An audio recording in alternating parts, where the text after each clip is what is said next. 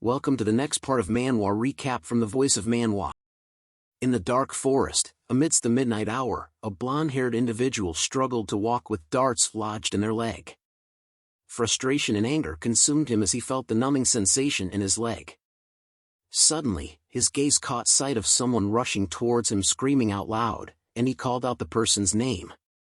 It was Dale, who shared devastating news of their companions' deaths, claiming they were slain by a monstrous creature. The blonde-haired person found it hard to fathom that their team of PK pros, with an average level of 40, could have fallen to a single naked psycho. As they conversed, a hail of darts unexpectedly struck Dale's face. The darts glowed red, and soon exploded Dale's head, causing the yellow-haired individual to scream in terror. The blonde man trembled in fear at the sight of Dale's corpse. Determined to uncover the attacker's identity, he screamed out loud. He points his sword at a creepy-looking guy who was glowing red, calling him a monster, but all the figure said was, "Who am I?" The scene shifted to the grand castle of the Demon King, with bodies of monsters laying on the ground, where our protagonist, battle god Damian, is seen resting after a fierce battle. Grimacing in pain, he realized the extent of his injuries. Despite his impressive level of 904 and his top rank in the field of honor, he struggled to stay alive. Notifications flooded his screen, one after another, alerting him to abnormal states affecting his character. Damian clenched his teeth as he read each message, discovering that his character had fallen into a weakened, bleeding, and sealed state, rendering him unable to utilize any skills. Frustration and despair welled up inside him as he fought to keep his character alive. Another notification arrived, informing Damian that his character had been petrified, causing his movements to slow down. Battle god Damian pondered whether such a multitude of abnormal states were a common occurrence in the game as he tried to navigate his way out of this dire situation. Struggling to hold on, he silently acknowledged that not even the esteemed Saint Magnus or the High Heaven Immortal would be capable of healing him at this point. Suddenly, a mocking voice pierced through the chaos, likening Damian to a resilient cockroach. It belonged to none other than King Arthur, the leader of the Demon King expedition. Recognizing the voice, Damian called out John Newman's name, but before he could finish his sentence, Arthur attacked him with his staff. A warning blared, indicating that Damian's stamina had dropped below the threshold, risking his potential disconnection from the game. In a state of confusion and weakened condition, Damian questioned Arthur's motives for the assault. However, Arthur appeared to be distracted by notifications regarding the Lord of Abyss, Abraxas, who was raising his mana and attempting powerful techniques. Frustrated by the abrupt halt to the battle, Arthur grumbled to himself, lamenting that things were just starting to get interesting. As Arthur prepared to cast another spell, a notification popped up, cautioning the activation of the ultimate spell, multi-leveled Weather Reversal Realm Destruction. Despite the imminent danger, Damian couldn't help but feel a tinge of admiration. Once the spell was unleashed, Arthur resumed his attack on Damian, mocking him for his perceived lowly status as a hero who originated from a lower class. Battered and bruised, Damian couldn't help but question where things had gone wrong. 10 years ago, the virtual reality game Arcia Chronicle or AC was released, captivating players with its stunning graphics and vibrant non-player characters. The game's centerpiece, the Demon King Raid, promised the first player to conquer the quest the chance to establish a kingdom, become the hero of the AC world, and claim an illustrious trophy. Damian was one of the many players who dedicated their lives to AC, investing all their time and energy into the game for a decade.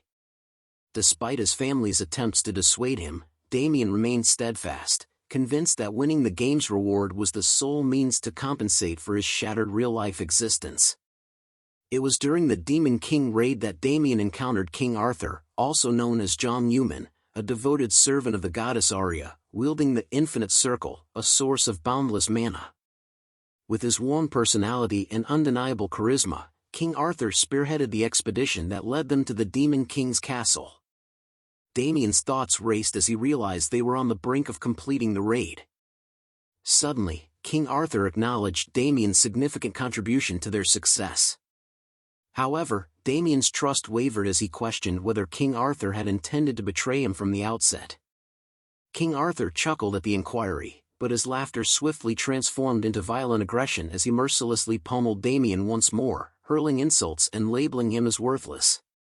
Overwhelmed with shock and fear, Damian contemplated the possibility of perishing without accomplishing anything, all due to the treacherous nature of King Arthur. Yet, in that desperate moment, a voice reached out to him, offering a chance for revenge and a new purpose. It was Abraxas, the Lord of Abyss, extending his assistance to Damian in exchange for the task of slaying the goddess of light, Arya, and embracing chaos as an avenger. Initially hesitant, Damian couldn't resist the allure of finally achieving something after dedicating himself to the game for countless years. As King Arthur continued his taunts and relentless assault, Damian made his fateful decision. He would seize Abraxas's offer and transform into Damian, the avenger who would sow chaos throughout the land. Suddenly, King Arthur's brutal attack abruptly ceased as Damian awoke in his own room, drenched in sweat. Disoriented and bewildered, he struggled to comprehend how he had ended up there. Before he could make sense of the situation, his brother, Ma Jin-hoon, burst into the room, announcing that it was time to eat. Damian was taken aback since his brother was supposed to be serving in the military as an officer. However, Jin-hoon now donned a school uniform, leaving Damian questioning his own sanity. Gazing at the calendar, he realized it was July 28, 2020, the day when Arisa Chronicles beta version was released. The bewildering thought dawned upon Damian that he might have somehow traveled back in time. The confusion and uncertainty left Damian feeling utterly lost and disoriented, as if he had taken a wrong turn in a maze of bewilderment. His mind was a swirling storm of questions, unsure of what was happening or what would happen next. Even Damian's mother and brother were confounded by his peculiar behavior, their eyebrows raised in a perplexed fashion, wondering why he was acting so oddly. As they gathered around the dinner table, Damian couldn't help but marvel at the mouth-watering deliciousness of his mother's cooking, each bite conjuring memories of his carefree childhood. However, his nostalgic reverie was rudely interrupted by a raucous commercial blaring from the television, promoting Arisa Chronicle, the world's first virtual reality game. In that moment, a realization struck Damian like a lightning bolt to the brain. Today was the launch of the open beta for the game. With a mixture of excitement and urgency, he informed his mother that he was heading to his own abode, promising to take care of himself and dutifully call her often. Hailing a taxi, Damian urged the driver to race to Jumjong Station with the speed of a cheetah on roller skates. As they sped through the city streets, Damian's thoughts drifted back 10 years to a time of great turmoil in his life.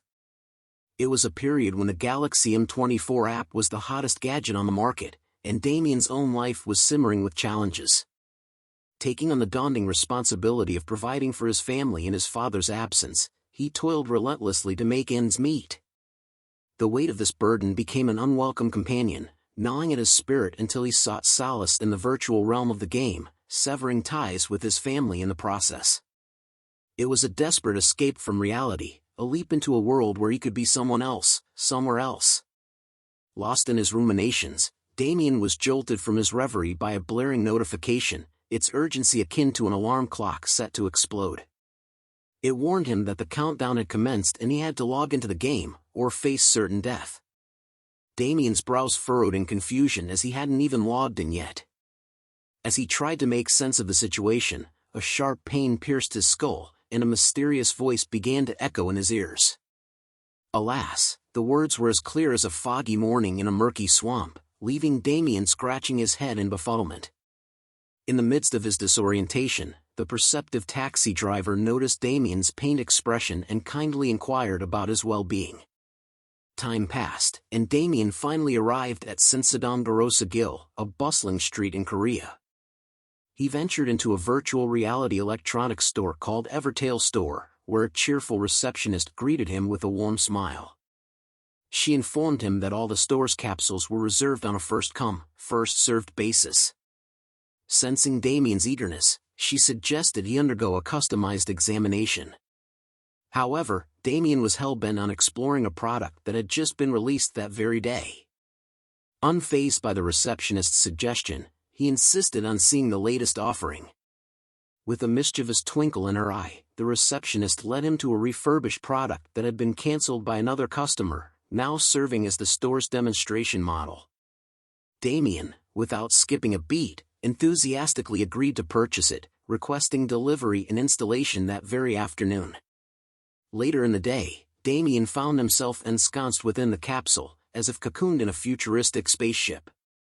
The system's voice chimed in, notifying him of the progress in his user registration. He listened intently as the system announced the commencement of virtual reality mode synchronization, confirming that his registration was complete. Damian couldn't help but reflect on the fact that he had spent most of his hard-earned savings for this pivotal moment. However, there was no room for doubt in his mind. He believed with unwavering conviction that he had made the right decision. The voice of the Demon King Abraxas only solidified his resolve, leaving him with a sense of purpose and a dash of villainous charm. With the synchronization of virtual reality mode complete, Damian took a deep breath and bravely uttered the command to begin his epic journey within the game. Meanwhile, at the top-secret department of Oracle in Evertail headquarters in San Francisco, California, chaos ensued. Strange errors popped up on the screens, prompting urgent notifications about a potential mainstream detection and an accelerating blockage of the main protocol of Arcia Chronicle. Operator Chloe's voice trembled with urgency as she called for a code black emergency, instructing all employees to take swift action. In the midst of the commotion, team leader Master Hayek dashed over to investigate the situation, his cape billowing heroically behind him. He demanded to know when the error had begun, and Chloe reported that it had just reared its troublesome head. The Akashic record of blocking protocol for the mainstream was gradually gaining momentum, posing a threat to their control. If the situation escalated further, they risked losing all command. The mainstream, a realm yet uncharted, lay before them, while the Akashic record, a hyper-AI responsible for the creation of AC, loomed over it like a mystical gatekeeper.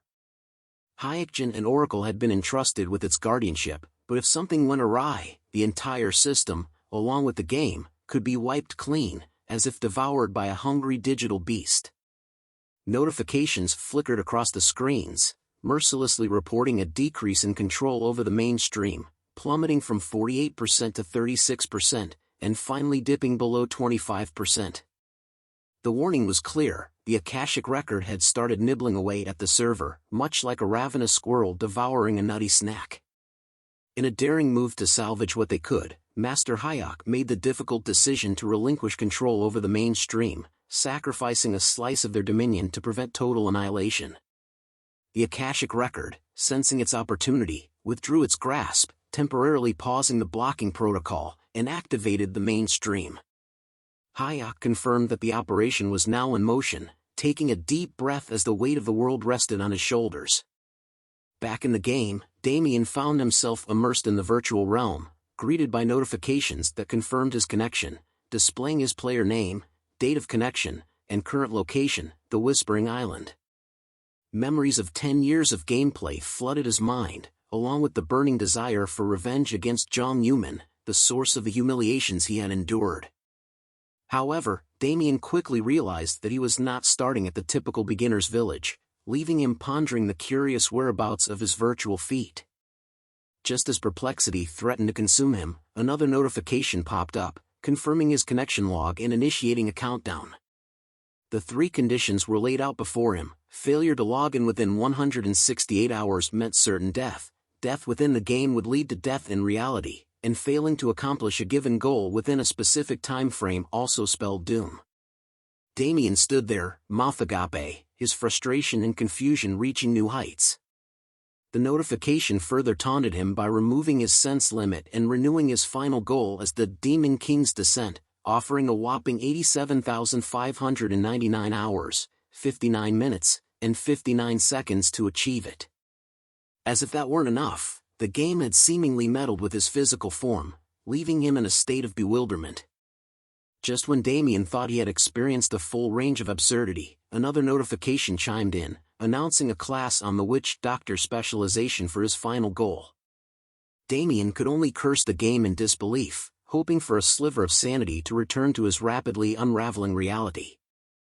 Witch doctors were enigmatic beings who harnessed primitive powers and had deep connections to death, ancient sorcery, and curses. Damian was taken aback to find that his in-game character, also named Damian, had become a level 1 witch doctor with abysmal stats. He felt disappointed with his newfound class, especially since it was a hidden class that was challenging to obtain and relatively unknown. The notification provided a description of the witch doctor class, highlighting their specialization in spells related to poison, curses, summoning, bones, blood, corpses, and souls. This class excelled in dealing damage over time, making them formidable damage dealers.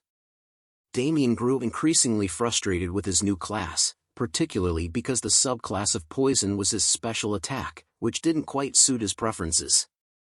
Suddenly, notifications popped up on Damian's screen, warning him that he had committed a crime and that his alignment had plummeted to an extremely low level. As a result, a penalty had been imposed on him, which left Damian scratching his head in confusion. The penalty seemed outrageously severe, with a 500% decrease in experience points upon death, a 500% increase in the probability of dropping items upon death, a 500% increase in the probability of equipment being destroyed upon death, nullification of the safe zone shield, and the constant threat of NPC attacks. This penalty practically branded him as the Demon King, much to Damian's dismay. But since he received a second chance with his life at stake, he wondered if he should cover his face. Damian arrived at Dunvaden village and headed straight to the village head's home to receive a quest who greeted him happily.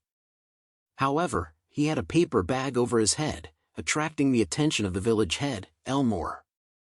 Curiosity piqued, Elmore asked Damian why he was wearing a paper bag, to which Damian awkwardly replied that it was just a cool fashion statement. Elmore stared at him like WTF. But deep down, Damian felt embarrassed about it but had no choice but to wear it due to the compulsory quest. Moving past the paper bag incident, the Elmore commented that he respects Damian's taste. Damian asks if he could quickly get a quest, which causes Elmore to fluster around trying to find a quest. Once he found the quest, he became serious and tells Damian to listen carefully. The Whispering Island was filled with chicks, causing a problem as they've eaten all their feeds, leaving none in the storerooms. Elmore places the quest letter on the table and assigns it to Damian to catch 10 of the chicks. He ventured through the mountains behind Dunvaden village, where he spotted a lone chick. Warning, if you love baby chicks, turn away now cause it's about to get a bit weird. Now back to the story. Seizing the opportunity, he threw a dart and successfully caught it. However, the effort left him breathless, and he drops to the ground realizing that he only had 1 HP remaining. A notification reminded Damian of his quest to catch the chicks and protect the storerooms on Whispering Island. The tutorial quest required him to catch 10 chicks and retrieve 10 yellow feathers, with his progress currently at 10% after catching just 1 chick. Completing the quest promised Elmore's beginner set and a recommendation. Damian lets out a sigh, unhappy that he only caught 1, then he opens his status window. Damian checked his skill status and discovered that only 1 skill was unlocked, shooting of poisonous needles. The rest remained locked, amplifying the challenge of the quest. He thinks deeply about the skills and realizes there's no helping it as he can only learn other skills once he reaches level 10. He dusts himself off, saying that break's over. He holds his long and thin pipe, saying he now knows how to use it and is gonna do it properly, if you know what I mean, ha. As Damian continued his pursuit of the chicks, he grew more adept and efficient with his soul unlocked skill. He successfully caught several more chicks, earning valuable experience points along the way. Meanwhile, in the Yuxin Group's building, John Newman, also known as King Arthur, emerged from a virtual reality capsule after testing a new game. Satisfied with the experience, he received an update from his secretary regarding the game's popularity. Confident in its potential success, John Newman received a call from the director of the Yuxin Group, who had prepared everything he needed to dominate the game: the perfect class, the fastest leveling method, and all the necessary equipment. Excited to claim victory, John Newman eagerly anticipated his journey in the game. Back to Damian, he had just completed his quest of capturing 10 chicks from Whispering Island, panting heavily from the effort. But his exhaustion quickly turned into exhilaration as a notification informed him that he had leveled up. Overjoyed, he exclaimed in delight. However, when he examined his status screen, he he was left speechless by what he saw.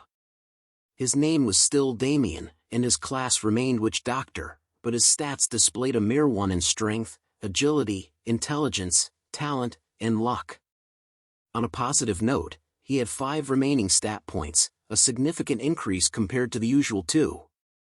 Damian couldn't believe his luck. Perhaps this was a perk of having a hidden class. Realizing that things might not be as dire as he initially thought, he became determined to dismantle John Newman and wanted to soon shred him into pieces. Damian dashed through the bustling village, clutching at his long and thin green pipe in his hand, while a rowdy group of hens trailed behind him. A player notices the noise and is shocked to see Damian run past him. He wondered what was it that went past him, but turning back shocks him even more, as he sees a whole crowd of hens chasing out Damian. The sight left other players dumbfounded, their minds spinning with speculation about Damian's true identity and intentions as well as the paper bag on his head. Some wondered if he was a tamer, but quickly dismissed the idea since tamers typically focused on a single powerful familiar. They look at him being chased by the hens, guessing he would soon die. Yet, Damian remained undeterred, fully committed to his quest of amassing as many chickens as possible. With a swift flick of his wrist, he dispatched one of the hens with a single dart. As he watched the lifeless bird fall, the other chickens began to rage towards him, startling him. He holds his long thin green pipe tightly and wondered if that was too much. He continues to run away from the chickens, thinking if he wanted to clear Elmore's quest about the chickens, hens, and roosters quickly, gathering a mob of them was like a play. Damian searched intently for something, his eyes scanning the surroundings. The hens, growing increasingly aggressive, only fueled his determination. With a wicked smile, Damian revealed his cleverly laid trap, luring the unsuspecting hens into a pit. A victorious grin spread across his face. I think I don't really know since his face is covered with the paper bag. So back to the story as the feathery mob fell right into his clutches. He relished the prospect of converting the captured chickens into valuable EXP, eagerly anticipating the rewards that awaited him. Amidst his triumph, notifications flooded Damian's screen, declaring his victory over the hens and rooster as they lay dead inside his trap and announcing his ascension to level 9. Damian clutches his fist in excitement. He blushes at the thought of keeping this up to level 10 to obtain a new skill. However, another notification caught his attention as EXP increased only by 1. His eyes darted towards a nearby forest as a chicken was slain with a blade, where he spotted a group of players joyously slaughtering the very chickens he had prepared for his quest. Anger simmered within him as he approached the players, demanding to know if they were having a good time. Without warning, Damian's fist connected with the face of a player named Cheol Min Jang, sending him soaring through the air before landing at a safe distance. Cheol Min Jang's screen lit up with a flurry of notifications, including one indicating that his character had fainted, rendering him temporarily unable to control it for the next 5 seconds. Fuming with indignation, Damian accused the group of voraciously devouring his hard-earned poultry and firmly insisted that they regurgitate their ill-gotten gains. The opponents, caught off guard, skeptically requested proof of their wrongdoing. With a triumphant gesture towards the fallen hens strewn about, Damian provided irrefutable evidence of their guilt. He sternly warned them that this was their final opportunity to make amends before ordering them to leave, demanding the return of their chicken dinners. One of the opponents, dazed but determined, rose to his feet and lunged at Damian, hurling a colorful expletive in his direction. Unfazed, Damian calmly warned him of the consequences and retaliated with a precise dart from his blowpipe, silencing the opponent's misguided bravado. Outraged, the remaining opponents launched a joint assault, seeking retribution. However, Damian's agility and skill allowed him to deftly evade each attack, countering with calculated strikes from his dart blower. With each successful hit, he reiterated his demand for the group to surrender their ill-gotten feasts. Bruised and defeated, the opponents questioned Damian's audacious conduct, prompting a notification that their party member, Dongcheol, had met an untimely demise. One astute player deduced that Damian must be a chaotic user, an infamous expert in player killing, akin to a notorious criminal within the game. As this realization dawned on them, panic set in, and they scattered in a bid to escape Damian's wrath. Yet, Damian had no intention of letting them slip away so easily. With swift precision, he unleashed a flurry of poison darts, ensuring that each opponent received a notification indicating their characters had been infected. Satisfied with his victorious display, Damian surveyed the battlefield, only to realize that one opponent remained unaccounted for. A puzzled expression crept across his face as he pondered aloud the whereabouts of the elusive player. Unbeknownst to Damian, the missing adversary had concealed himself within a nearby bush, muttering curses under his breath. Desperate to escape, he attempted to log out, only to be met with a notification: log out was prohibited during an active battle, leaving him stranded for another 300 seconds. Blaming his misfortune for stumbling upon a chaotic user, the hidden opponent begrudgingly accepted his fate. Suddenly, Damian's voice pierced the silence as he cheerfully greeted the trapped player before swiftly dispatching him with a dart, putting an end to his futile resistance. Damian couldn't contain his excitement as a cascade of notifications filled his screen, announcing his acquisition of yellow and white feathers, basic HP potions, and his attainment of level 10. Finally, he could unleash the skills that had been tantalizingly out of reach. The results exceeded his wildest expectations. However, Damian's jubilation was short-lived, as another torrent of notifications disrupted his revelry. He had committed PK, player killing, and his alignment had plummeted by 1. Notably, his alignment had already hit rock bottom, leaving no room for further decrease. Observing this revelation, Damian chuckled to himself, acknowledging that he had already scraped the bottom of the alignment barrel. He mused over the effects of the atrocity title, which, although bordering on cheating, boosted the drop rate of items and gold obtained from PK victims, while also granting him automatic possession of their assets and experience. With newfound determination, Damian embraced his controversial path, eagerly anticipating his future advancements. Damian decided to visit the supermarket to stock up on food supplies. As he entered the store, he recognized the cashier as someone from his neighborhood, and they exchanged greetings. Damian began loading his cart with convenience foods, but the cashier expressed concern about the amount of processed foods he was buying. Damian explained that he was busy and couldn't cook as often as he would like. The cashier seemed unconvinced but continued to nag him about his purchases. When Damian pulled out his wallet to pay, the cashier told him to put it away, saying it wasn't even that expensive. He was surprised but grateful for the gesture. Damian finished packing his food supplies and was about to leave the store when suddenly a news story started playing on the TV screen by the cash register. The story was about John Newman, the youngest player of the Tempest of Time and Space, retiring from the game. Damian was taken aback by the news and repeated the name in disbelief. The cashier noticed Damian's reaction and asked if he knew the famous player. He hesitated for a moment before admitting that John Newman was indeed pretty famous. The cashier seemed surprised and started gushing about John Newman's background, describing him as tall, handsome, and amazing at gaming. However, Damian seemed lost in thought and didn't pay much attention to the cashier's words. He had a serious look on his face. In a dense forest near Dunvaden village, Damian hunted some chickens while thinking about John Newman's impending arrival. Suddenly, he received a notification saying that he had leveled up and reached level 15. But Damian was not happy because he had realized that he needed to become much stronger than he was now and could not slack off. He muttered to himself that it was somewhere around there and pulled up a quest titled The Predator of the Whispering Island, which was classified as an epic quest. The quest required him to defeat the mutated wild boar and bring back its hide. The progress on the quest was at 0%, and the reward for completing the quest was Elmore's recommendation. Damian knew that this was the last quest on the island, and if he completed it, he could go somewhere else with Elmore's recommendation. However, wild boars had a tendency to migrate frequently, making them hard to locate. If Damian didn't find the boar's lair within an hour, he would have to wait another hour for it to respawn.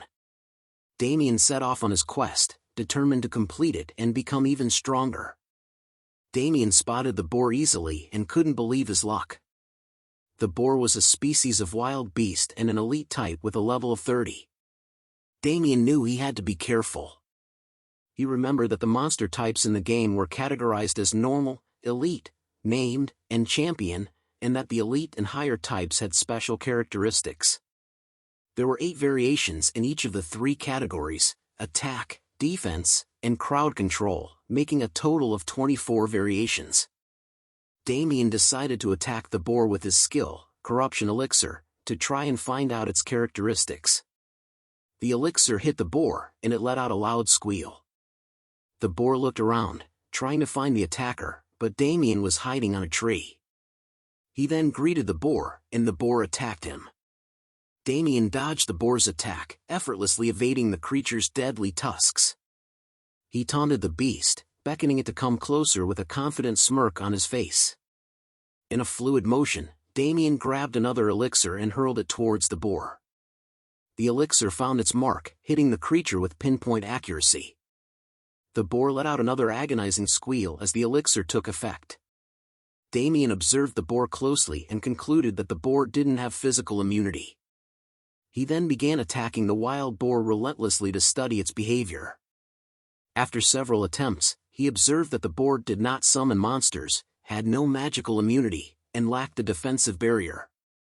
He was pleased to receive notifications that the wild boar's defensive mechanism had corroded, indicating that his corruption elixir was working well.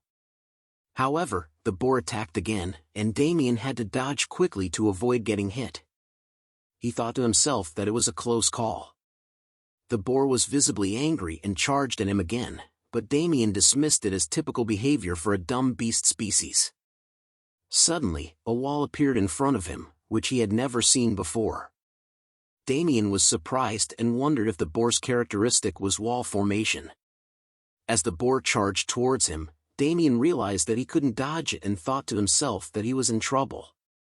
The boar crashed into Damian, and the impact caused a cloud of dust to cover the area of the collision, with his paper bag mask floating in the air.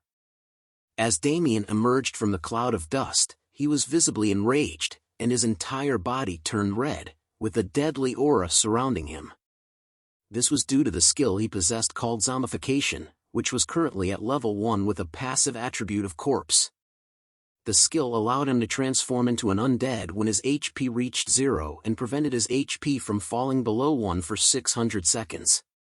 When activated, he emitted a plague aura that poisoned and made opponents bleed within a 3-meter radius. However, he couldn't use any other skills while the skill was activated, and there was a cooldown period of 1800 seconds. Damian's anger boiled over as he shouted at the wild boar, cursing the creature for hurting him. The sudden outburst of rage startled the boar, causing it to let out a frightened squeal in response. Damian's transformation seemed to have intimidated the wild boar, which now stood frozen in fear. Despite its fear, Damian continued to lash out at the boar, blaming it for nearly causing his demise. Damian fiercely punched the boar, causing it to squeal in pain. Notifications began to flood in, revealing that the wild boar was bleeding and poisoned. Damian was informed that he only had 10 seconds left until the zombification ended, but he remained confident. With his time running out, Damian quickly activated his skill, Plague Aura, determined to defeat the boar once and for all. As the notifications counted down the remaining seconds, Damian declared that he would turn the boar into a bloody pulp. The tension mounted as the seconds ticked away, but Damian's determination did not waver. Finally, with the countdown complete, Damian declared that the boar was done for. Just as the last notification sounded, Damian struck the final blow, defeating the wild boar. Damian felt exhausted and fell to the ground, huffing and puffing. However, he also felt accomplished, as the notifications informed him that he had gained experience and had leveled up to level 16. He had also obtained the wild boar's fangs, hide, and essence, as well as a substantial amount of gold. After that, another set of notifications started pouring in. One notification indicated that Damian had obtained the title, the one who killed the wild boar alone, while another notification stated that he had cleared the quest, the Predator of the Whispering Island. Upon seeing these notifications, Damian felt a sense of accomplishment and excitement. He thought to himself how he could hog all the rewards since he cleared the quest and earned the title, the one who defeated the boar alone. The title came with bonuses such as strength and movement speed increases, as well as a characteristic resistance boost. Damian was thrilled to have earned a solo clear title and took a look at the items he had obtained. He planned on giving the hide to Elmore, and he was still considering what to do with the fangs and essence. Damian was engrossed in checking his acquired items when he heard a voice from behind. Turning around, he saw an old man with a white beard and a muscular body, who appeared to have materialized out of thin air. The old man seemed to be amused by Damian's presence, commenting on his peculiar nature as an otherworld adventurer who had risen again after death. Damian was puzzled by the old man's sudden appearance and noticed that his name was unclear, appearing as a question mark on his status window. Although the old man looked human, it was difficult to discern his age and level, except for the fact that he appeared to have lived for countless millennia. The old man's status window also warned that he had a bad temper, and Damian should be careful not to get killed. Damian was surprised that he was unable to see the old man's other information and wondered why this was the case. The old man seemed to be more interested in Damian and asked him how he was able to move as a dead man. Damian was taken aback by the old man's question and was unsure how to respond. The old man approached Damian and touched his forehead. Damian felt uneasy and asked him to keep his distance. The old man ignored Damian's request and continued examining the small rune on his forehead. The old man identified Damian as an otherworld adventurer who had borrowed the power of darkness to become undead momentarily. Damian was surprised and asked the old man how he knew. The old man calmly replied that he could see it very clearly, but Damian was not satisfied with his response and asked him to back away. Despite Damian's frustration, the old man seemed unfazed and continued to speak, saying that it was not bad to borrow the power of darkness, as it would make it harder for Damian to die. However, he questioned why an otherworld adventurer would harbor such a high level of darkness equivalent to that of the Demon King. At this point, Damian heard notifications indicating that new information had been updated, and the NPC's information was being displayed. Damian saw the new information and he was surprised to learn that the old man's name was Chiron, priest of the apocalypse. According to the information displayed, Chiron was a representative of the forgotten god Shaka and the chief of the Black Cult. He appeared to have lived for countless millennia and was currently seeking a talent to defeat Arya, the queen of the gods. Damian was taken aback by this information and muttered to himself in disbelief. He had never heard of the priest of the apocalypse or the Black Cult before. He read further and saw that Chiron's level and age were unknown, and he was described as ill-tempered, warning Damian to be cautious around him. He couldn't believe what he was seeing and questioned whether the Black Cult was some sort of pseudo-cult. Chiron, the seventh chief priest of the god Shaka, was enraged upon hearing the term pseudo-cult being used to describe his beliefs. He declared that he would spread the gospel of the apocalypse across the land after defeating the queen of the gods. Damian tried to calm him down, but Chiron ignored him and attacked. Damian managed to dodge Chiron's first attack, but he was surprised by the force behind it. Chiron attacked again, but Damian dodged once more while calling him a crazy old man, and wondered about the destructive power behind Chiron's blows. Chiron taunted Damian, impressed by his ability to dodge, and challenged him to continue dodging. Damian took a deep breath and tried to steady his nerves. He knew that he had to face Chiron, the priest of the apocalypse, and survive this trial. Chiron looked like he was on the verge of senility, and his actions were clearly that of a seriously insane person. Damian wondered what he could possibly do in this situation. As he was lost in thought, Damian received a notification that Chiron was displaying hostility towards him. He looked up and saw the old man staring at him with wild eyes. Damian braced himself for a fight and wondered how he could possibly defeat this crazy old man. But before he could even take a step forward, Damian received another notification. It was a quest, and he had to survive Chiron's trial to progress. But what surprised Damian even more was that it was a mainstream quest. Damian stood still, lost in his thoughts about the importance of the mainstream quests. These quests were only given to a select few users and could decide the future of the game. The impact of a user's actions on the world of AC was immense and could potentially change it completely.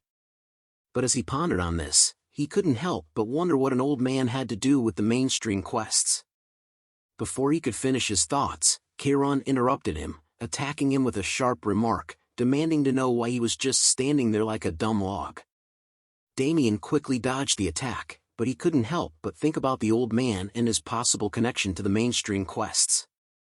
Memories of his own experience as the battle god flooded his mind, particularly the time when he was tasked with defeating Abraxas alongside the 6 masters in the treacherous Abyss dungeon. He knew that the success or failure of these quests could have a massive impact on the world of AC, and he was determined to clear them no matter what.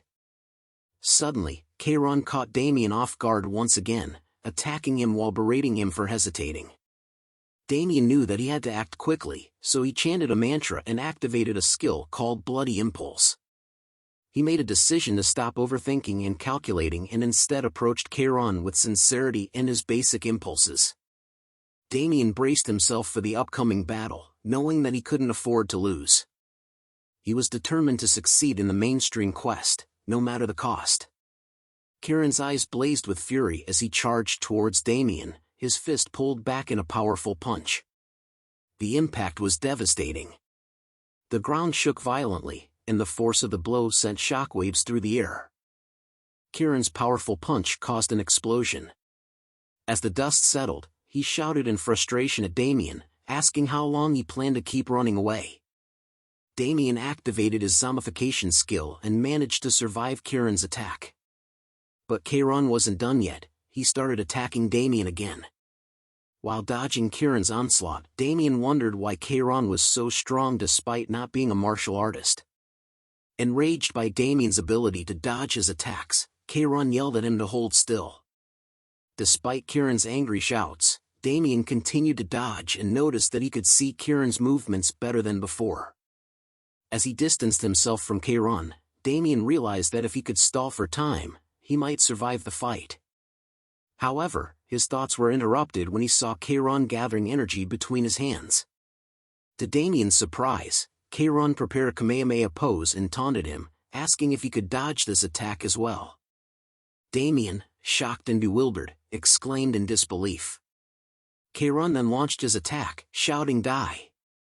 This time, Damian had no chance to dodge and got hit by the attack. After the explosion, Damian found himself on his knees but still alive.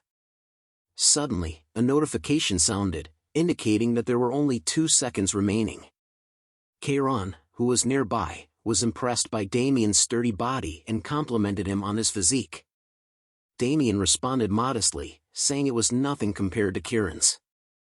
As the notification reached 1 second, the countdown ended, and another notification chimed in, saying zombification has ended. Damian felt relieved after escaping this near-death scenario. But the next notification brought him good news: you have cleared the quest Charon's trial. Charon, who had been silent until that moment, spoke up with a hint of sarcasm, remarking that Damian's mouth was still functioning despite the ordeal they had just gone through. Damian retorted with a hint of pride, saying that he now had to live life to the fullest since he had obtained this opportunity. Charon then asked about Damian's power of darkness, which he had noticed earlier. Damian confirmed that he possessed that power and asked if Charon recognized it.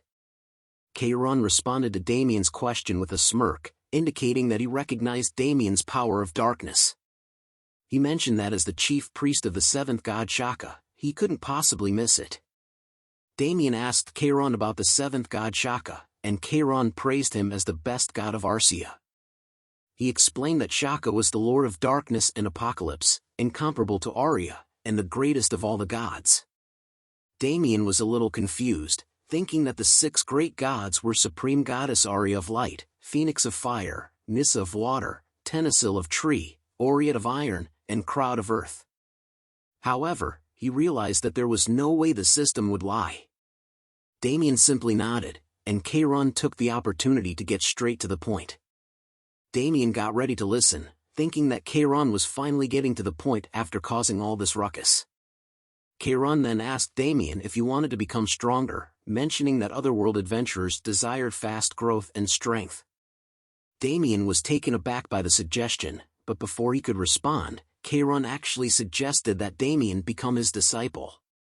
Damian was surprised by Kieran's suggestion and began to walk away while bidding him farewell. This seemed to anger Kieran, who hit Damian on the head with a hand chop and demanded to know where he was going. Damian retorted, calling Kieran a senile old man. This only served to rile Kieran up more, as he boasted about the power of Lord Shaka and how even someone like Damian could become an absolute ruler if he became Kieran's disciple. However, Damian wasn't convinced by Kieran's claims and challenged him, asking if he would believe it if he were in Damian's position.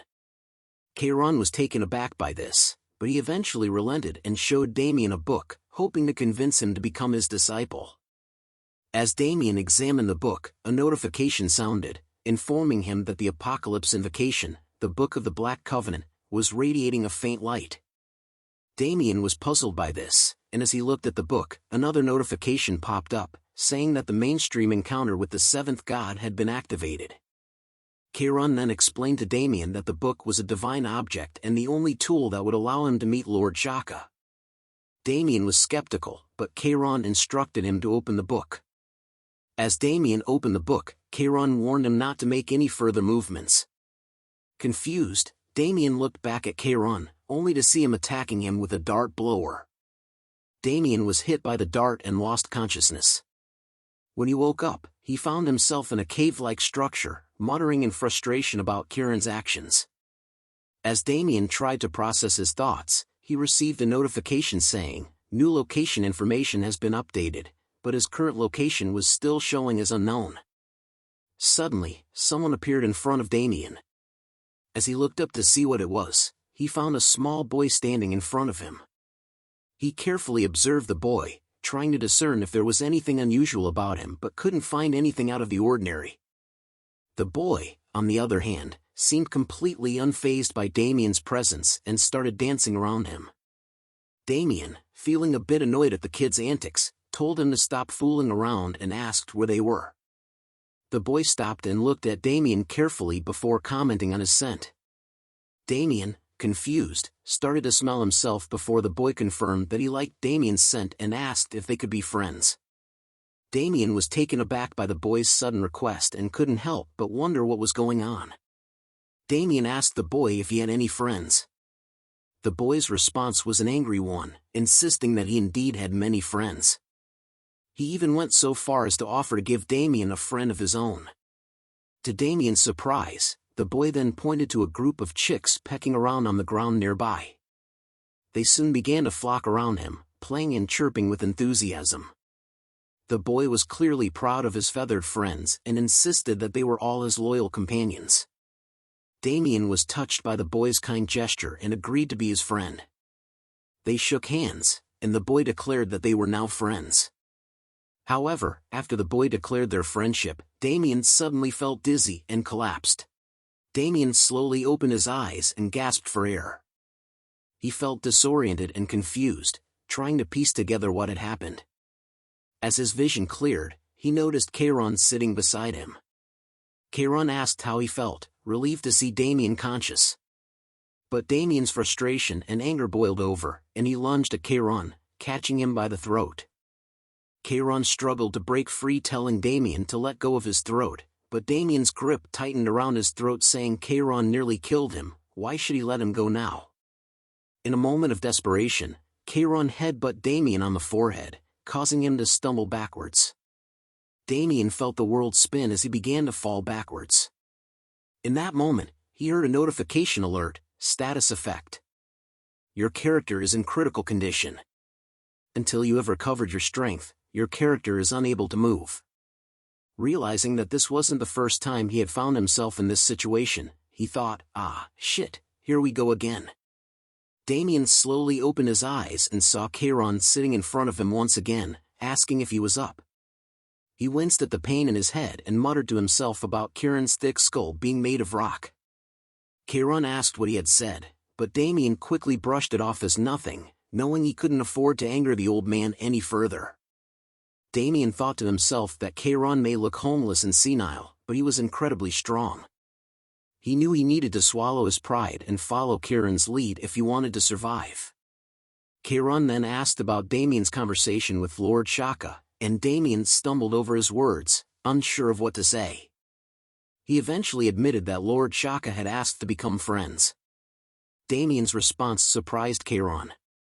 He explained that friendship was a relationship of brotherly affection and that Lord Shaka had internally decided that Damian should become his successor. Damian was confused and tried to ask for clarification, but Chiron interrupted him and said that he just needed to follow him from now on. Chiron laughed, and Damian wondered if it was really alright to go along with this plan. Suddenly, a notification appeared, signaling that Damian had cleared the mainstream encounter with the seventh god. Damian sighed and reassured himself that this was a good thing. Chiron motioned for Damian to take a seat, and the two of them settled down to hear what Chiron had to say. Damian couldn't help but wonder if they were going to meditate or do something spiritual. But Chiron quickly dispelled that notion and said that he wanted to talk to Damian about their upcoming plans. As Chiron began to speak, Damian's mind started to wander. He thought it was just going to be an old story, something he'd heard before. But then Chiron started to talk about the seven gods of their land. Damian was intrigued. Chiron explained that the circle of life and death was well balanced, thanks to the god of creation, Arya of light, and the god of the apocalypse, Shaka. However, one day Arya approached the other five gods, expressing her concern about Shaka's power of destruction. She suggested that they restrict it, and although there were differences in opinion, they ultimately decided to go ahead with the plan. The war between Lord Shaka and the six gods began, and it was fierce. The heavens shook, and the earth split open. It went on for a long time, and even though Lord Shaka was the god of apocalypse, he couldn't handle battling all six gods. Eventually, he was defeated, and he left everything else to his family, falling into an eternal slumber, maintaining only his divinity. The seventh god became forgotten by the people. Damian listened to Chiron as he spoke about the history of their world and the absence of Lord Shaka. He couldn't help but think that Lord Shaka's family member was the senile old man. However, as Chiron continued to speak, Damian's understanding of the situation deepened. He realized that Lord Shaka, who was the source of all darkness, was actually the pillar of balance that kept everything in place. And due to his absence, evil was created. Damian understood the gravity of the situation and the importance of what Chiron was asking of him. Chiron revealed that he had roamed the continent for thousands of years, searching for a force powerful enough to defeat Arya and the five gods and resurrect Lord Shaka. He asked Damian if he was willing to become his disciple in the sword of Lord Shaka, to defeat the six gods, including Arya of Light and their family. Damian heard the notification and realized that Chiron's wish had been activated. He was given the option to accept the quest or not. Damian's mind raced as he tried to process everything that had just been revealed to him. The forgotten seventh god, Lord Shaka, was actually the key to maintaining balance in the world. And because of his absence, the demons were born and evil had spread throughout the land. It was a daunting task, but Damian had accepted the quest to become the sword of Lord Shaka and defeat the six gods, including Arya of Light and their family. As he bowed down to Chiron, Damian felt a sense of determination and purpose wash over him. He had accepted the role of the agent of revenge and formed a relationship with the priest of the apocalypse. The old man's laughter echoed through the room as he welcomed Damian as his successor. With a newfound sense of purpose, Damian couldn't help but think of John Newman.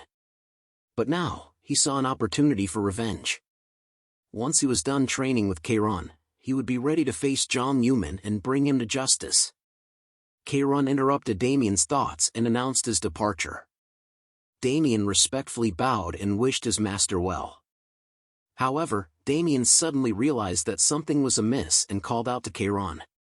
He asked if there was anything else he could teach him before leaving.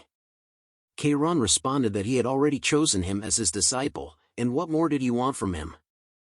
As Damian continued to express his confusion and disappointment, Chiron took out a book and handed it to Damian. He instructed Damian to refer to it whenever he needed help and to avoid seeking him out. Before Damian could react further, Chiron activated a formation and disappeared into it. Damian was left stunned and bewildered. He couldn't believe that his master had left him so abruptly without any further guidance. As he stood there in shock, he received a notification that he had been given a quest. The quest was to resurrect the god of darkness, Shaka, and defeat the 6 gods and their families who ruled the land. Damian couldn't believe what he was reading.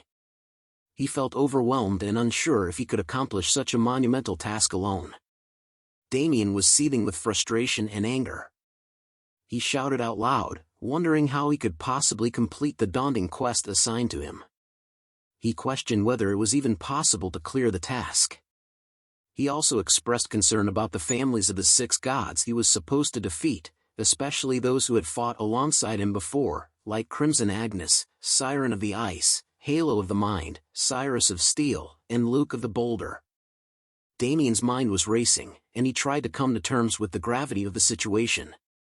He knew that these families were the most powerful in the world, with abilities that were considered disaster class. Among them, the family of Arya, John Newman, the Radiant King Arthur, had obtained the infinite mana item Infinity Circle and was praised as the god of magic. Damian wondered if he could really defeat such powerful adversaries. However, as he thought about his comrades, he realized that there was no need to be scared.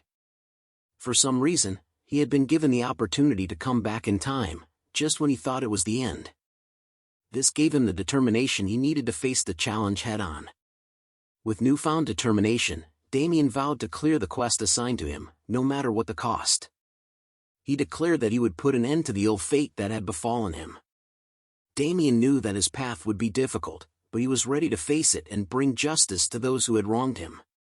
The quest to resurrect Lord Shaka and defeat the 6 gods became his purpose, and he would not waver in his resolve. As Damian processed the previous notifications, he was surprised to see even more popping up. He read through them and realized that he had obtained the Apocalypse Invocation, the Book of the Black Covenant. The notifications revealed that new clauses had been added, but because of his low level, some of the clauses were deactivated. Damian found the book fascinating because it offered various abilities like returning to the village, getting an oracle's advice, examining runes, appraising items, dismantling them, combining materials, and creating new things. He was thrilled to have acquired an all-in-one multi-item, something he had heard about before. Excited, Damian opened the book and was pleased with its contents as it was a scam item with various abilities. He felt lucky and unstoppable.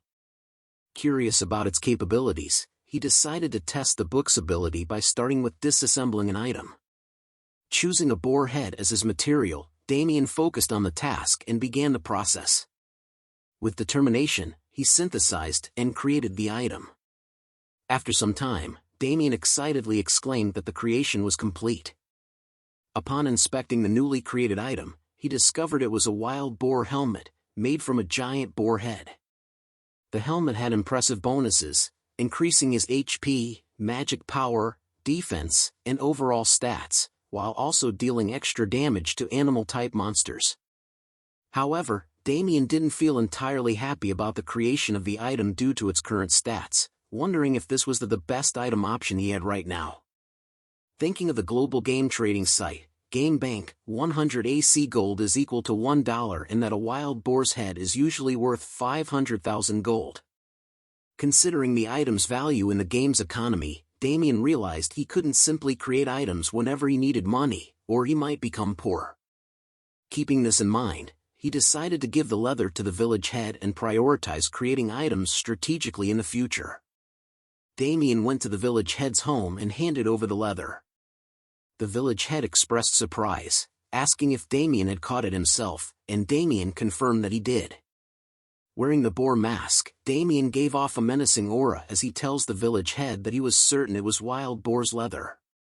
Impressed by Damian's achievement, the village head wrote a recommendation letter, advising him to leave the island and head to the main continent. Additionally, the village head instructed Damian to go to the harbor on the eastern side of the island and take a boat to the main continent.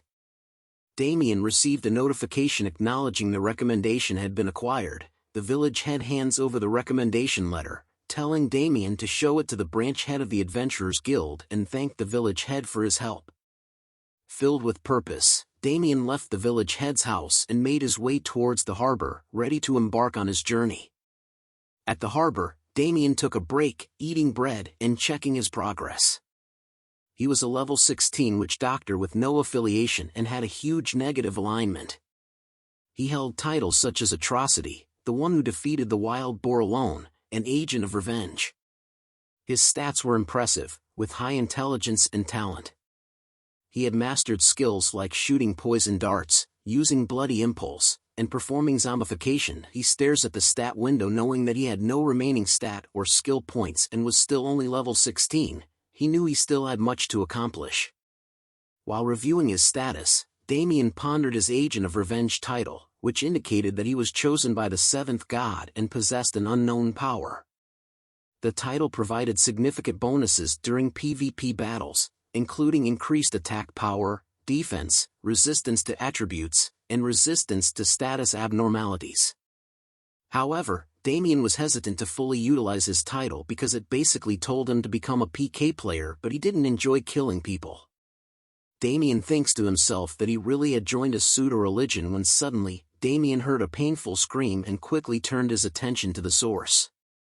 He saw an injured man lying on the ground, pleading for help, while a mage stood over him telling the injured man that he should have listened to the mage while he was still being nice. The mage grabs the injured man by the hair, telling him he just needed to pay, and asked why he had to make it hard for the both of them. As the injured man whimpers in fear, Damian couldn't help but wonder if they were killer mages. Killer mages were powerful mages who used their overwhelming abilities in the beginning of the game to go around and PK. The killer mage continued to speak to the injured man, saying they weren't bad people and that the mood in the area had gone dark. Damian could tell that the mage was the leader of the group, as he had managed to block off the wharf with only 20 people. Despite the situation, the killer mage still tells the injured man to pay the toll so that he can leave. In the midst of the crowd, an English foreigner expressed displeasure with how things were unfolding. He grabs his sword and unsheathed it and, without warning, charged at the mage, telling him to go F himself.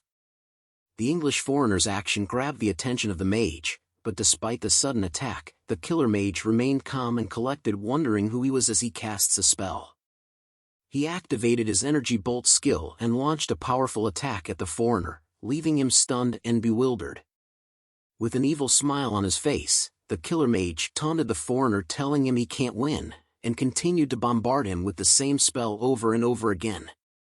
The audience watched in horror and disbelief as the foreigner was relentlessly attacked by the mage.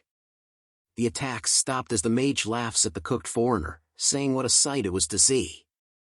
The leader of the killer mages instructed his teammates to see off their departing guest, and all members began to cast their spells at once, smiling and laughing at what they were going to do. The mage turns around to say that there was nothing better to look at. But before he could say anything else, one of his teammates was abruptly beheaded. The killer mage and his teammates were taken aback by the sudden beheading of their comrade. Confusion and fear swept over them as they tried to make sense of the situation. One of the gang members pointed out a figure nearby wearing a distinctive boar helmet, wondering aloud if this mysterious stranger was responsible for the sudden and gruesome attack.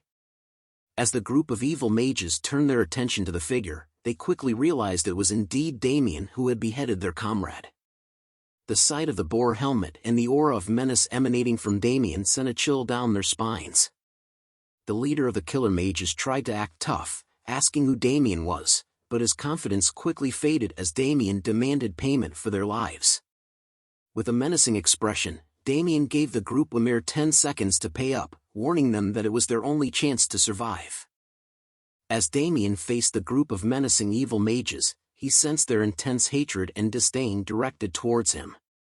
The leader of the group expressed disbelief and scorn, mockingly ridiculing Damian for his seemingly foolish actions.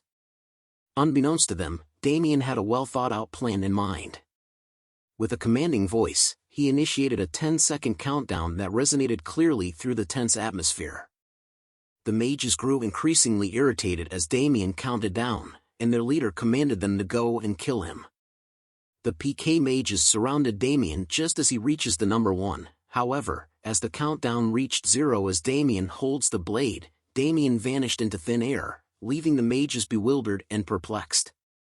The leader was quick to notice something above, telling everyone to dodge, Suddenly, a cascade of projectiles began raining down from above, causing the mages to cry out in pain and agony as Damian's deadly attack struck them. The leader was shocked to see what happened and wondered what was going on as the faces of his members started to melt in front of him.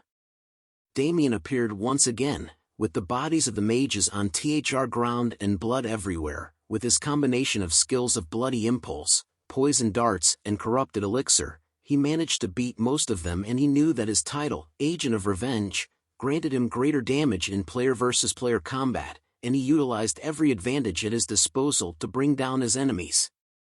The leader of the evil mages could only watch in disbelief and frustration, realizing that he had grossly underestimated Damian's power. Damian approached their leader with a twisted grin, holding a corrupted elixir in his hand. He taunted the mage, questioning whether his actions had exceeded the leader's expectations. Brian slowly regained consciousness, his eyes fluttering open, and he felt a sharp pain coursing through his body. As he struggled to rise, he was surprised to find Wendy, a familiar face, standing before him. Brian called out her name and asked where they were. Wendy assisted him, helping him to his feet, and expressed concern for his well-being. Disoriented and confused, Brian struggled to recollect what had happened.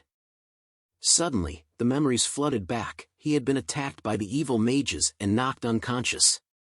Anger surged within him as he remembered the assault, vowing to seek revenge upon Thema as he recalled being attacked by the mages. He slams his fists hard onto the ground because of what happened. He began to yell out loud, asking her where the mages were so he could go and kill them himself. However, Wendy urged him to calm down, emphasizing that they were in the middle of a stream. Notifications began to pop up around him. It was a chat messages from his viewers. Brian's mind remained fixated on revenge as he posed a profound question to Wendy: when does a streamer truly die? Is it when they lose all their items or when they reach level 1? He answered his own query, stating that a streamer truly dies when they decide not to play anymore. Wendy wondered where his stupid mindset came from. As his determination was resolute, Brian swore to crush the evil mages and avenge his defeat. Just as they prepared themselves, a sudden explosion caught their attention, causing them to turn their heads toward the source of the commotion. To their astonishment, a group of evil mages sprinted through a hail of explosions, with Damian closely pursuing them and ruthlessly dispatching each one in turn. Damian tallied the number of enemies he had slain so far, laughing menacingly with each count. The evil mage leader observed in fear and shock as Damian displayed an unprecedented level of control and power. He commanded his teammates to cast spells and exhaust their reserve mana. The leader himself began casting spells, determined to bring down Damian. Damian, observing the group of evil mages, decided to employ his bloody impulse once again. The mages unleashed their spells simultaneously, directing a substantial amount of mana towards Damian. The attack landed in the spot where Damian had been standing, leading the evil mages to believe that they had finally struck their mark. But before the leader could finish cautioning his comrades, one of them fell to the ground, struck down by Damian's dart blower. Damian stood triumphantly amidst the chaos, grinning at the leader and the remaining mages, saying that the effect of bloody impulse was amazing. Witnessing this, the evil mages grew increasingly anxious.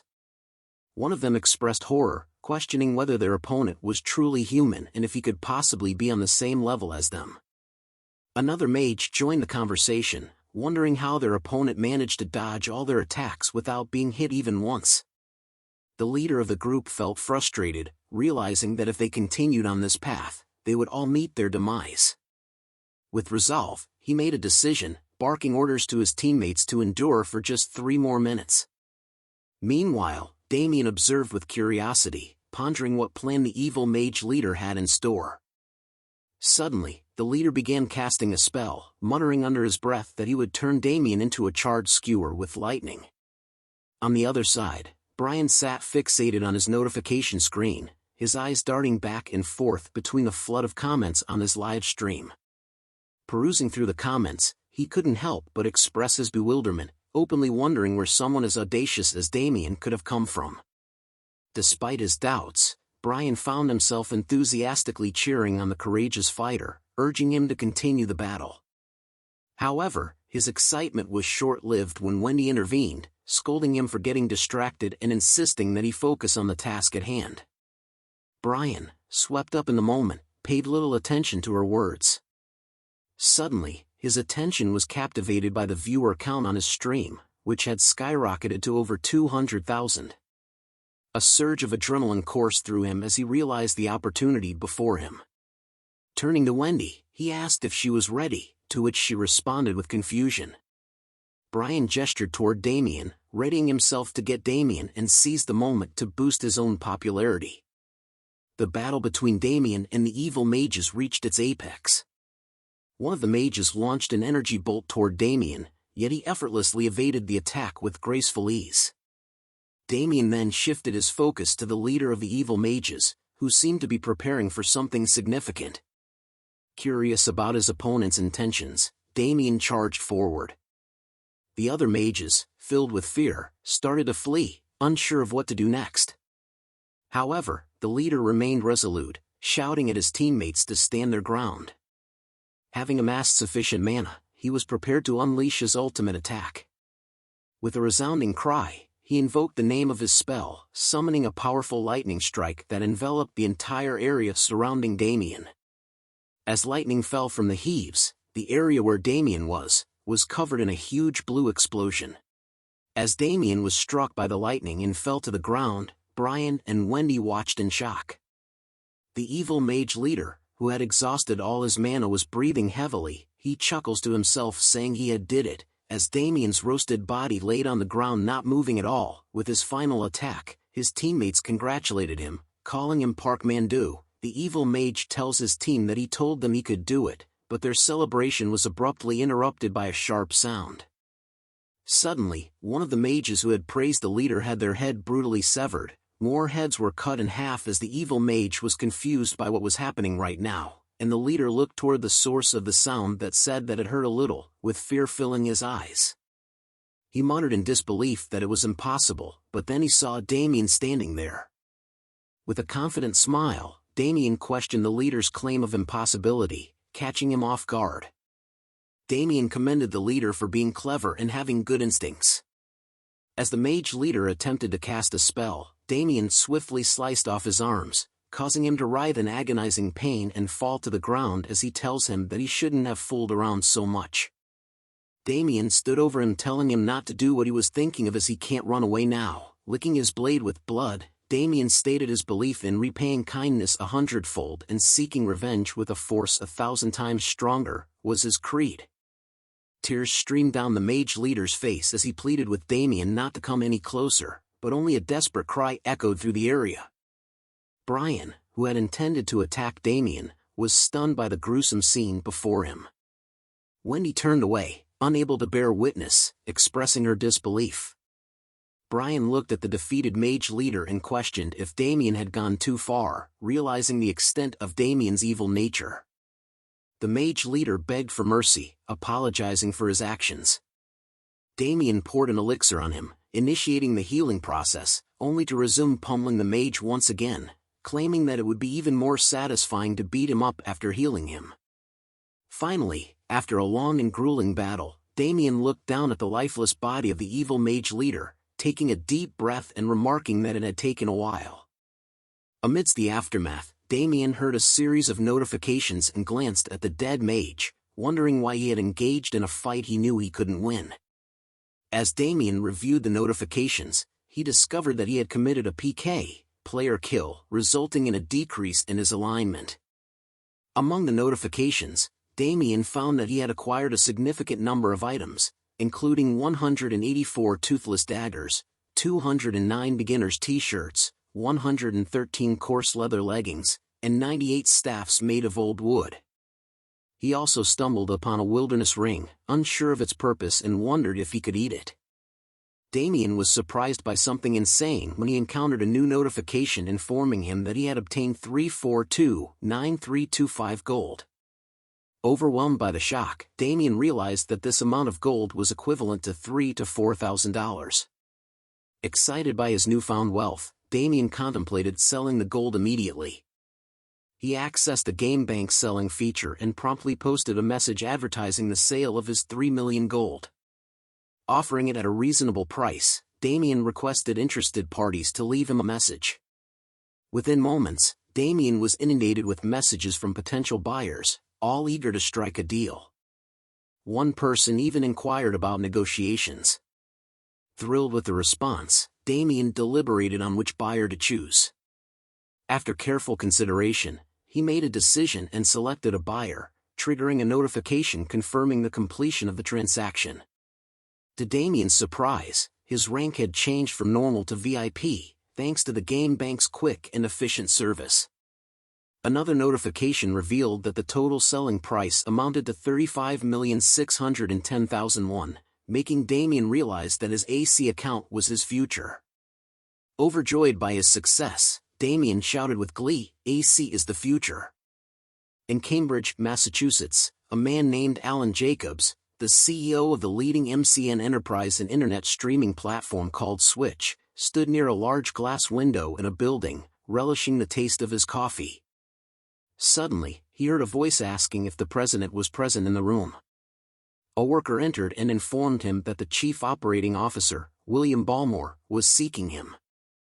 Alan confirmed his readiness and asked the worker to let William in.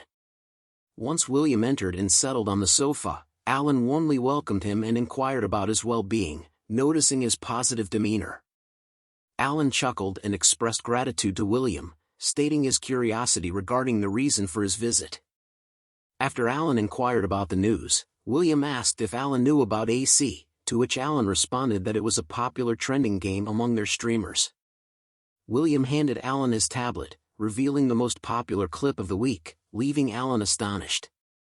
William suggested the idea of acquiring a fresh perspective streamer and asked Alan if he believed it would be a fantastic business venture. Meanwhile, back in the game world, Damian called his mom and informed her that he had sent some money to her account. He also mentioned receiving a bonus. However, his mom replied that he should not have sent the money since he didn't have much for himself. Damian brushed off her comment and assured her that he would visit her soon. After ending the call, he looked at his virtual screen and contemplated investing the rest of his money. Due to the recent popularity of AC and Evertail, the cryptocurrency market had experienced a significant surge over the past decade. Damian decided to leverage this trend to establish a stable financial foundation. He considered investing 3 million won in one of the cryptocurrency future option stocks. However, as soon as he clicked on the buy option, he received multiple notifications about the cryptocurrency's sharp decline and loss rate. In just 3 seconds, he lost all of his money due to a forceful liquidation of his assets. Damian was shocked and frustrated as he revisited the fluctuation chart, only to receive notifications about the increased leverage rate of Bitcoin's future options. Damian realized that someone had interfered with his investment, and with tears streaming down his face, he understood that he now only had AC left. In Changchun City, Jilin Province, China, at the Jingsan startup business factory, an employee rushed into the room with a worried expression.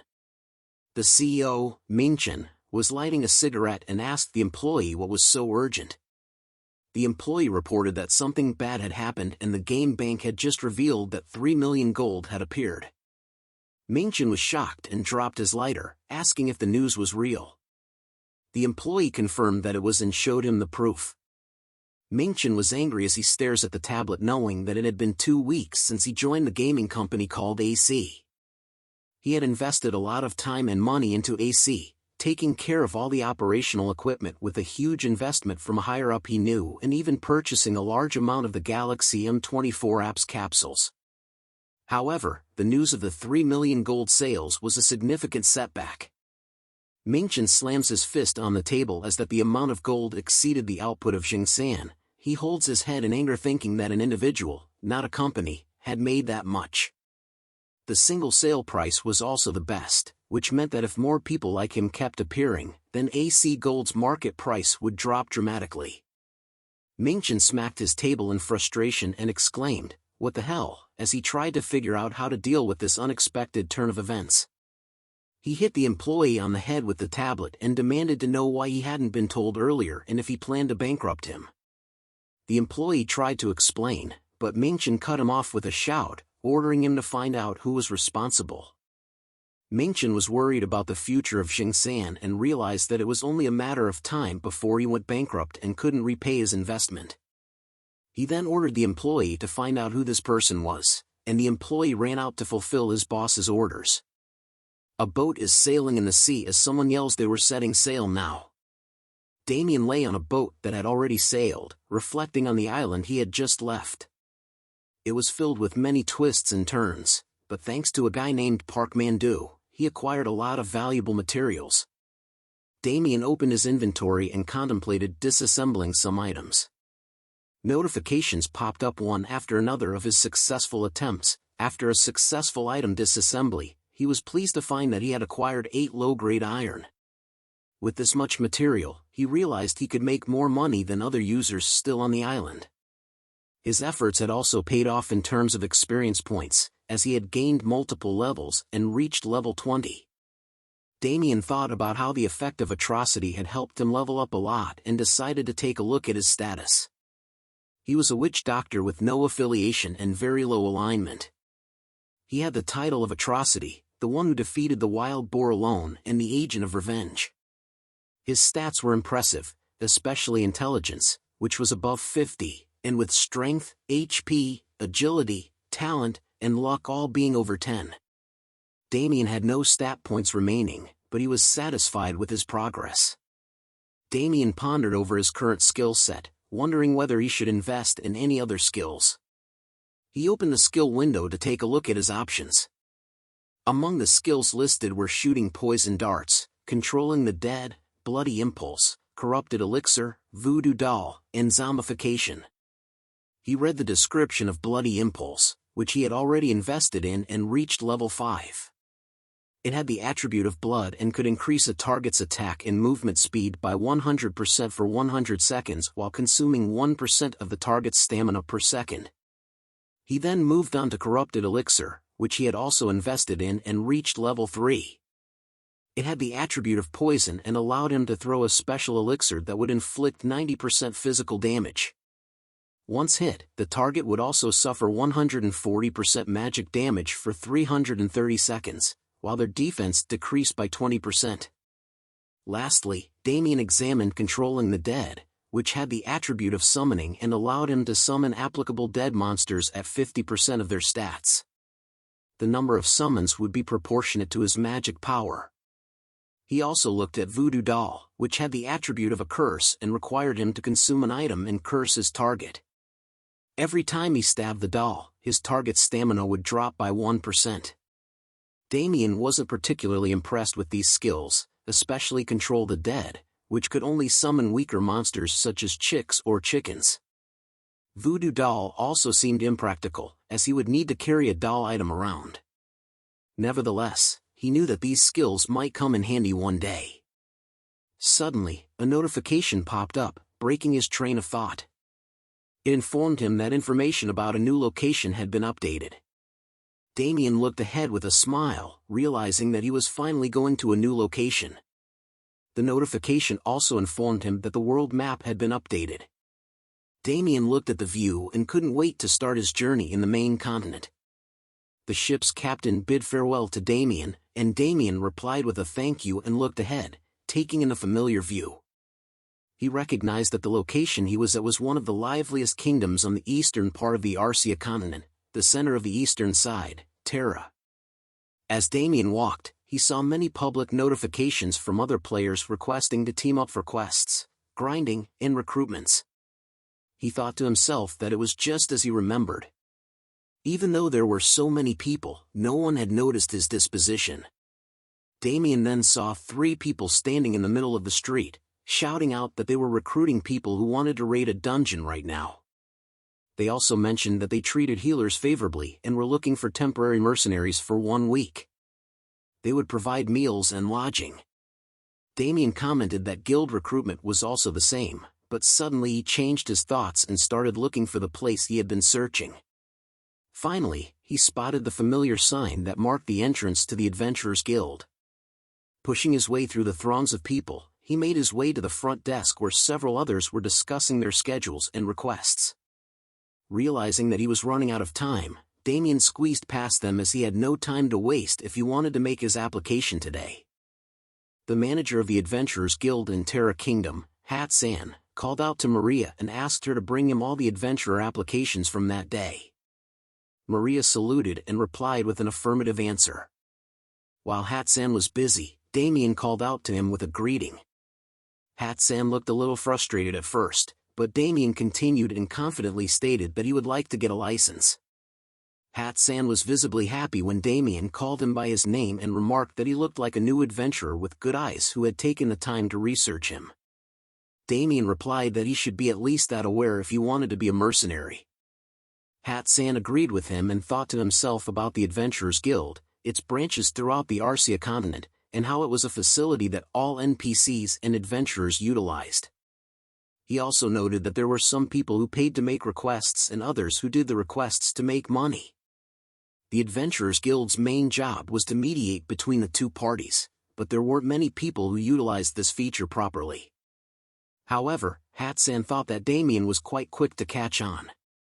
Hat-san then confirmed with Damian that a license was needed to do that sort of work. Damian replied that he had heard as much. Hat-san then asked if Damian wanted to apply right away, to which Damian replied with an enthusiastic yes. Hat-san explained to Damian that in order to become an adventurer, one needs to take a simple test that involves 10 stages in an arena behind the lobby. Depending on the stage you pass, you will be assigned a tier. Damian asked if Hat-san thought that he should come back after preparing himself if he wanted a high grade, and Hat-san confirmed that it is normal to take a couple of days to prepare. However, Damian surprised Hat-san by insisting on taking the test right away, saying that he didn't think there would be much of a difference after preparation. Hat-san warned him that the test would be difficult to prepare for, but Damian was confident in his skills and insisted on taking the test immediately. Hat-san was impressed by Damian's confidence and led him to the arena. As Damian walked, a notification popped up in front of him, detailing the Adventurers Guild license exam quest, which required him to prove his skills by passing the exam. The quest was classified as epic, and the reward was the Adventurers Guild license. Damian smiled while reading the quest info and thought it had been a while since he had taken a test.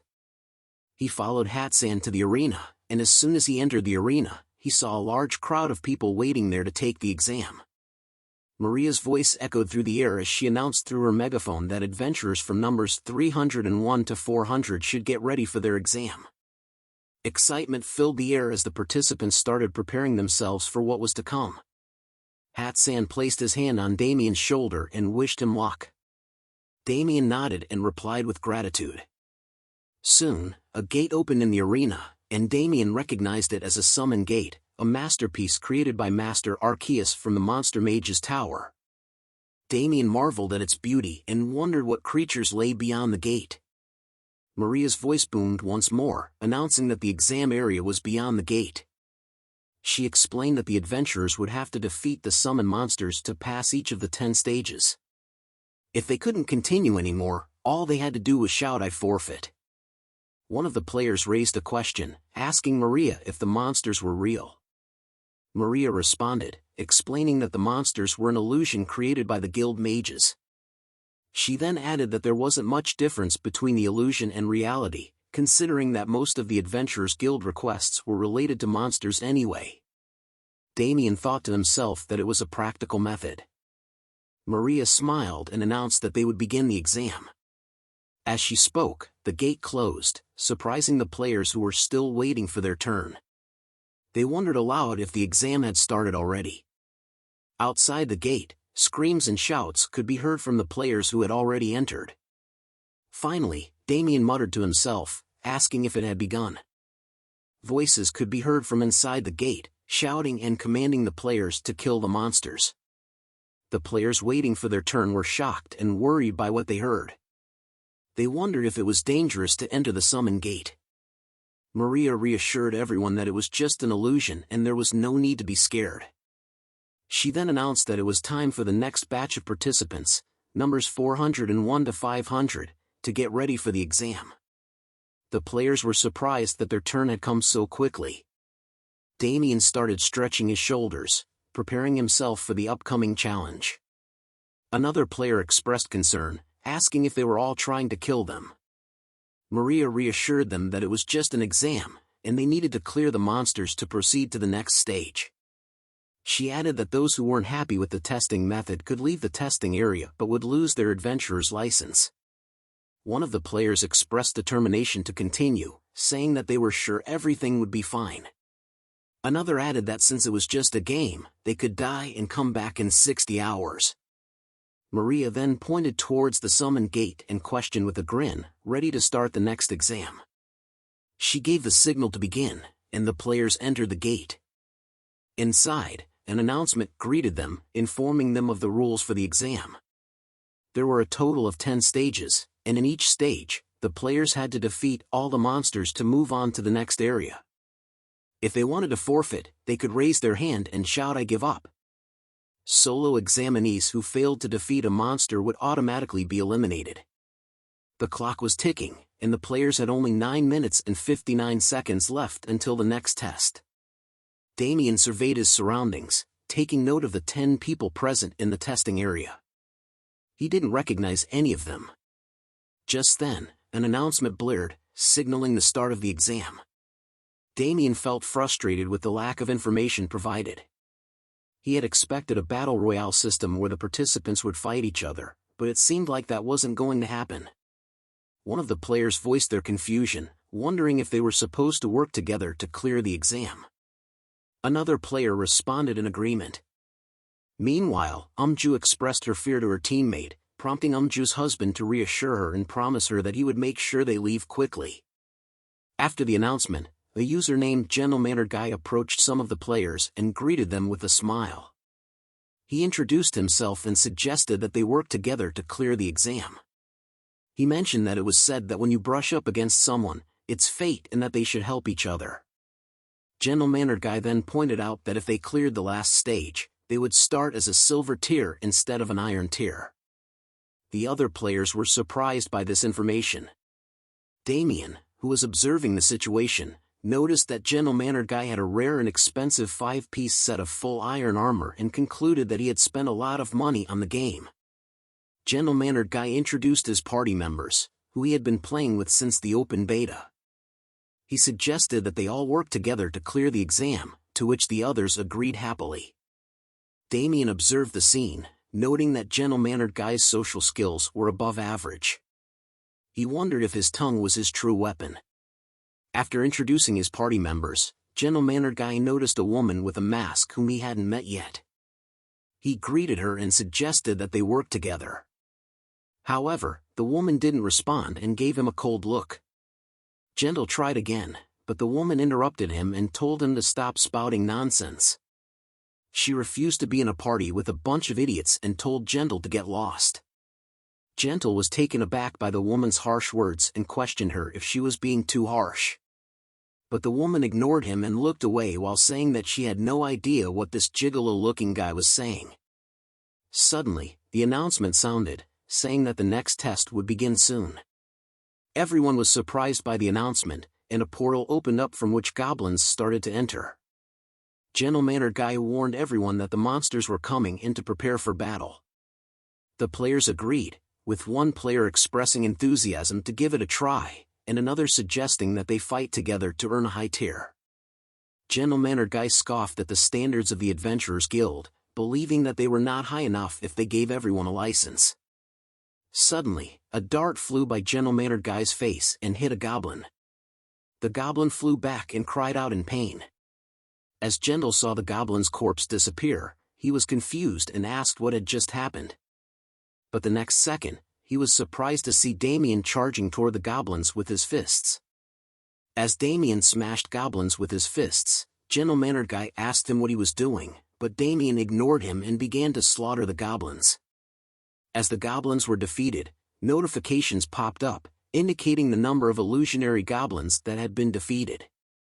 Damian stood victorious, and the other players looked on in surprise at the dead goblin corpses. Soon, an announcement was made that the first stage had finished, and the test results would be announced. The results revealed that Damian had earned 10 points and informed all the players that the second stage would soon begin. Damian continued walking towards the next gate, ignoring gentle-mannered Guy's angry outburst. Gentle seethed in frustration, feeling like his plans to monopolize points had been ruined by Damian's actions. He shouted at Damian, calling him an immoral bastard and threatening violence. Damian just scratched his ears and responded with a clever remark about hearing a barking dog. He believed that the test was all about killing the most monsters and that the evaluation was based on fighting abilities, with the highest tier license going to the last survivor. Gentle, unable to contain his anger, swung his sword at Damian.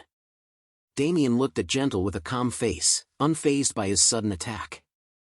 He then quickly reacted by throwing an elixir bottle at Gentle's face, causing him to shout in pain and swing his sword blindly. Damian dodged the attacks with ease, recognizing that Gentle was not just acting desperately but was actually reading his presence and attacking accordingly. Damian realized that this was going to be a tougher challenge than he had initially thought, and he prepared himself for what was to come. Gentle turned towards his teammates and urged them to attack the enemy. The healer cast a cure spell on Gentle, while Roa attacked with Hawk's Eye, and Minky cast a fireball spell. Gentle smiled as he felt his vision getting clearer and prepared to attack Damian. Gentle then used his swordsman skill, Counterstrike. As Gentle swung his sword towards Damian, he disappeared and reappeared behind Gentle, kicking him in the back. Gentle flew back from the impact and fell down, and Damian ran towards the players' group and caught Ju in an arm lock, threatening them to try shooting if they could. And if they killed her, they would all die. Ju's husband pleaded with Damian to release her. Just then, Gentle got up from the ground and demanded that Ju's husband shoot at Damian. Ju's husband was confused and asked why Gentle was behaving so aggressively. Gentle became increasingly angry and insisted that Ju's husband attack him. However, Ju's husband was hesitant and worried, unable to bring himself to harm his own lover. As the situation became more tense, Ju's husband caught hold of Gentle's arm and begged him not to shoot. Gentle grew increasingly frustrated with Ju's husband and threw him back in annoyance, declaring that he was not an easy target. He then scolded his teammates for not obeying his command to shoot. As his teammates struggled to figure out what to do, Gentle grew angry and lashed out at them, calling them pathetic bastards who were incapable of taking action. In a fit of rage, Gentle swung his knife at Ju's husband, causing Ju to cry out in alarm. Gentle then turned his attention to Damian and Ju, attacking them both with his knife and shouting for them to just die. Despite Gentle's aggression, Damian remained unfazed, his face lighting up with a smile and his eyes glowing as he faced Gentle's attacks. Damian glanced at the gentle-mannered guy attacking him, a mocking smile appearing on his face as he remarked that Gentle was even more foolish than he had initially thought. However, this lack of surprise was common for Damian because people who seemed important often turned out to be insignificant in the end. Once their skills were recognized, they would start showing off. Damian had wanted to avoid any confrontation with him while they waited, so he simply ignored him. But Damian knew deep down that the true colors of this guy would be revealed sooner or later, just as he had expected. As Gentle launched an attack at Damian, he shouted, "Die!" But Damian swiftly sidestepped, evading the attack. He then swiftly rotated his leg 180 degrees and struck Gentle on the shoulder. The blow was incredibly powerful, causing Gentle to cough in pain, which surprised his teammates. Gentle's three teammates simultaneously launched their attacks towards Damian, but he remained unfazed, standing there like a true man to take on their attacks. Damian counterattacked by reverse-kicking Gentle, sending him flying towards his own teammates' incoming attacks. Gentle's teammates exclaimed in shock and urged him to dodge the attacks. Gentle looked back at the incoming attacks but found himself unable to evade them while still in midair. The attacks landed on his back with a loud thud, causing him to cry out in pain. Gentle fell near Damian's feet, irritating Damian, who decided to finish him off with one decisive blow. He punched Gentle squarely in the face, and it was enough to incapacitate him. As Gentle's body disappeared, Damian visibly relaxed, muttering that it was finally over. A notification then popped up, indicating that gentle-mannered guy had left. More notifications followed, surprising Damian. The notifications read, Ju's husband has left, Roa Good has left, and Please Buy Me Chicken has left. All of Gendel's party members and other solo participants were disappearing, and Damian wondered what was happening as they were all fine just now. While Damian pondered, he heard a cry for help. As he turned back, he saw a girl desperately asking for assistance, but a blade appeared in her chest, but before Damian could act, the blade abruptly ended her life right in front of his eyes. Damian was stunned and bewildered by what was happening. Another notification appeared, indicating that Luo Bongbong had left. Damian noticed a masked woman named Gumwa standing over the lifeless body of the girl. It became clear to Damian that Gumwa was the one responsible for the disappearances and killings of the other users. Damian looked at her and realized that Gumwa had been behind all of it. Gumwa met Damian's gaze and inquired if he was the only one left. Damian confirmed that he was. His attention shifted to Gumwa's sashimi knife, and he couldn't help but be impressed. The knife was a rare, one-handed dagger with a +9 enhancement and an exceptionally fast attack speed, making it a deadly weapon in the hands of a skilled individual. Its bonuses were equally impressive, providing a significant boost to both attack power and critical damage on normal and sneak attacks. Damian couldn't deny that it was an extraordinary weapon. Gumwa commented on Damian's lack of items, suggesting that he might be concealing something. Damian scoffed at the comment, reminding her that she was an overgeared noble, implying that she possessed an unfair advantage over others. As Damian picked up a sword dropped by another user from the ground, he thought that Gumwa might prove to be a formidable opponent, so he decided to take the sword just in case. Gumwa noticed this and questioned Damian about his intentions, given that he wasn't a knight and probably had no experience wielding a sword. Damian looked at the sword and replied, stating that Gumwa was more talkative than he had expected, much like the guy from earlier. Gumwa didn't comprehend his remark and asked for clarification, but Damian remained silent. He calmly assessed the situation, fully aware that assassins were typically formidable in one-on-one battles.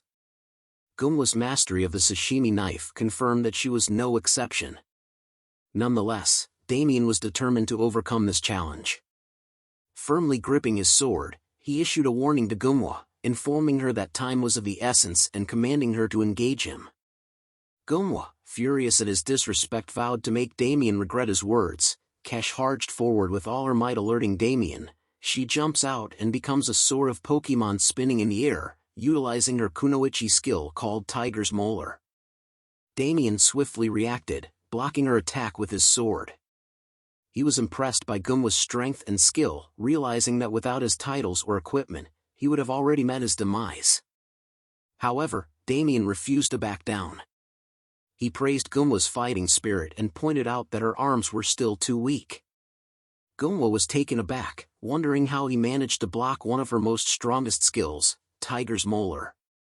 Determined to prove herself, she intensified her attack, shouting a question, "What the hell are you?" But Damian remained calm and focused, effortlessly pushing her back and issuing a provocative question of his own, "I also wonder what I am." As Damian repelled Gumwa's advances, she resorted to another kunoichi skill called Mist Steps, vanishing and shrouding the area in purple mist. Damian stood within the mist, realizing that it was a stealth skill she had employed to eliminate the other participants. He scanned the surroundings, attempting to detect her presence as Gumwa's voice echoed from various directions, taunting him, telling him he can't do anything but just look around. Damian honed his senses, striving to locate her. He recognized that although the skill didn't render her completely undetectable, the moments of exposure were brief. Suddenly, he spotted her positioned at the top right, at a 45-degree angle, and began evading her attacks with unwavering focus. While skillfully dodging her strikes, Damian determined that it was time to gradually prepare for a counterattack. Gumwa grew increasingly irritated and insultingly referred to Damian as a rat-like bastard, questioning how long he believed he could continue dodging. However, before she could finish her sentence, Damian's fist connected with her, breaking an elixir bottle upon impact. Gumwa was taken aback by the shattered elixir and inquired about its nature. The force behind Damian's blow sent her hurtling backward, crashing into a wall. Damian answered her question, wearing a mocking smile. It was a skill, what else could it be? Gunwa experienced a sudden pain and glanced down, noticing her clothes beginning to dissolve due to the elixir Damian had employed. Embarrassed, she exclaimed, questioning what was happening to her. She called Damian a perverted bastard and demanded an explanation for his actions. However, as Gunwa looked up, Damian stood before her with his sword, cautioning her not to shout, or he would dispose of her mercilessly. He further threatened her, proposing that if she surrendered everything she had, he would spare her from suffering. Gunwa's expression transformed into fear as Damian approached her, brandishing his drawn sword. Gunwa closed her eyes, terrified, only to hear Damian's voice reminding her to surrender everything. He initiated a countdown from 10, leaving Gunwa with 10 seconds to make a decision, leaving her no choice but to comply with his demands. Damian looked down with a creepy smile and examined the items that Gunwa had dropped before leaving the game, hinting that they were pretty nice. Among them were many pieces of equipment that he knew belonged to a overgeared noble, making them much better than the usual loot from regular players. As he picked up a kunoichi's discreet garter belt, Damian couldn't help but wonder what it was used for. Before he could think more about it, an announcement interrupted him, signaling the start of the next test. He added it to his inventory and prepared to move on to the next challenge. The gate opened, and Damian wasted no time, swiftly moving forward, determined to complete the challenge as fast as possible. Damian faced his next opponents, the wharf. He decided to deal with them quickly and efficiently. As he skillfully eliminated the wharf, notifications kept popping up, informing him of his progress. Soon, he received the notification that he had defeated 10 wharf phantoms. The announcement sounded, indicating that test level 2 was complete, and Damian had earned 10 points. Test level 3 was about to begin, with 9 minutes and 59 seconds remaining. Confidently, Damian approached the gate, declaring that he didn't need to wait and demanded to start the test right away. A notification popped up, asking if he wanted to skip the waiting period forever, and Damian confirmed it without hesitation. He looked ahead, ready to face whatever challenges the next test had in store for him. Damian continued his journey through the test, easily defeating various monsters such as skeletons and two-headed creatures. As he defeated the red-skin monsters and cleared the stage, the announcement sounded, signaling that test level 7 was complete and test level 8 was now open. With a determined mindset, Damian thought about who his next opponent would be. It didn't take long for him to realize that the lizard men would be his next challenge. One of the lizard men attacked him with an axe, but Damian remained unfazed. With a cold look in his eyes, he swung his weapon and killed the lizard man in one shot. As he continued to fight, Damian noticed that he could use other users' weapons with great proficiency. He remembered clearing Gladiator mode, one of the challenge modes, before his regression. In Gladiator mode, he had to complete a level using only the given equipment. Damian had earned the title of Grand Weapon Master for being the first to clear 100 levels. The intense practice he underwent to master all those weapons had been ingrained in his memories, and he could still recall everything he had learned from it. Damian continued his battle, easily slaughtering the lizard men. Notifications kept popping up, announcing that he had defeated 3, 4, and then 10 lizard-man phantoms. Damian remained focused and determined, finishing off the last of them before saying next. As soon as he finished the last of the lizard men, the announcement sounded, signaling that test level 8 was complete and test level 9 was now open. Without hesitation, Damian started walking towards the gate for level 9, ready for whatever challenges lay ahead. At the Adventurers Guild, Maria stood before a globe, observing the ongoing tests through it. Hatsan, the manager of the Adventurers Guild, approached her and asked about the testing ground situation.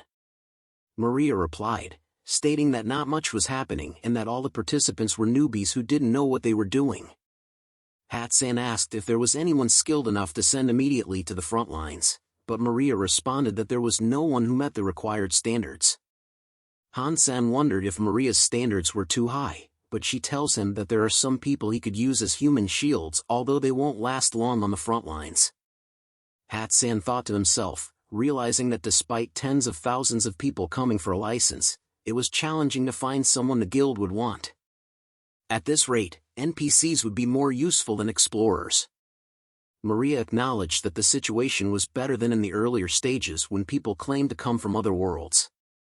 Hansan yawns and agrees with Maria but said he can't help but be disappointed anyway. However, Maria tells him that they were still only selecting obedient battle machines, and she advised Hatsan not to be too greedy in the selection process. Explorer guilds were known for their inclusive policies, accepting members from all backgrounds, regardless of their social status, past, or race. While this led to the formation of large guilds, it also meant that truly talented individuals were often recruited by prestigious institutions like the Royal Academy or the Magic Tower. As a result, many quests and jobs that required a high level of skill went unfinished. Hatsan took a lit up his cigarette and contemplated the situation.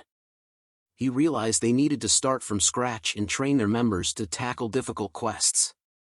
Taking in new members at the moment wouldn't be enough to address the backlog of quests. This meant they would have to work harder this month to ensure everything was completed on time. But then, Maria suddenly smiled and mentioned a unique case. Hatsan was intrigued since Maria the Black Rose was known to be strict and meticulous due to her many years of war mercenary experience. The individual in question must be truly exceptional if Maria was impressed. Hatsan asked Maria to elaborate on this unique case, eager to learn more. Maria's face twisted into an evil grin as she turned to Hatsan. She informed him that in the first level, 9 people had died, leaving only one survivor to make his way through the subsequent levels alone. She asks him what he thought of it and whether it was pretty unique. Hatsan was surprised to hear this news. He commented that even an average adult man could handle goblins, and he found it hard to believe that 9 people had died. He asked Maria if anyone had given up. Maria replied that nobody had given up. She went on to explain that the lone survivor was extremely fast, taking an average of just 2 minutes and 58 seconds to complete each level.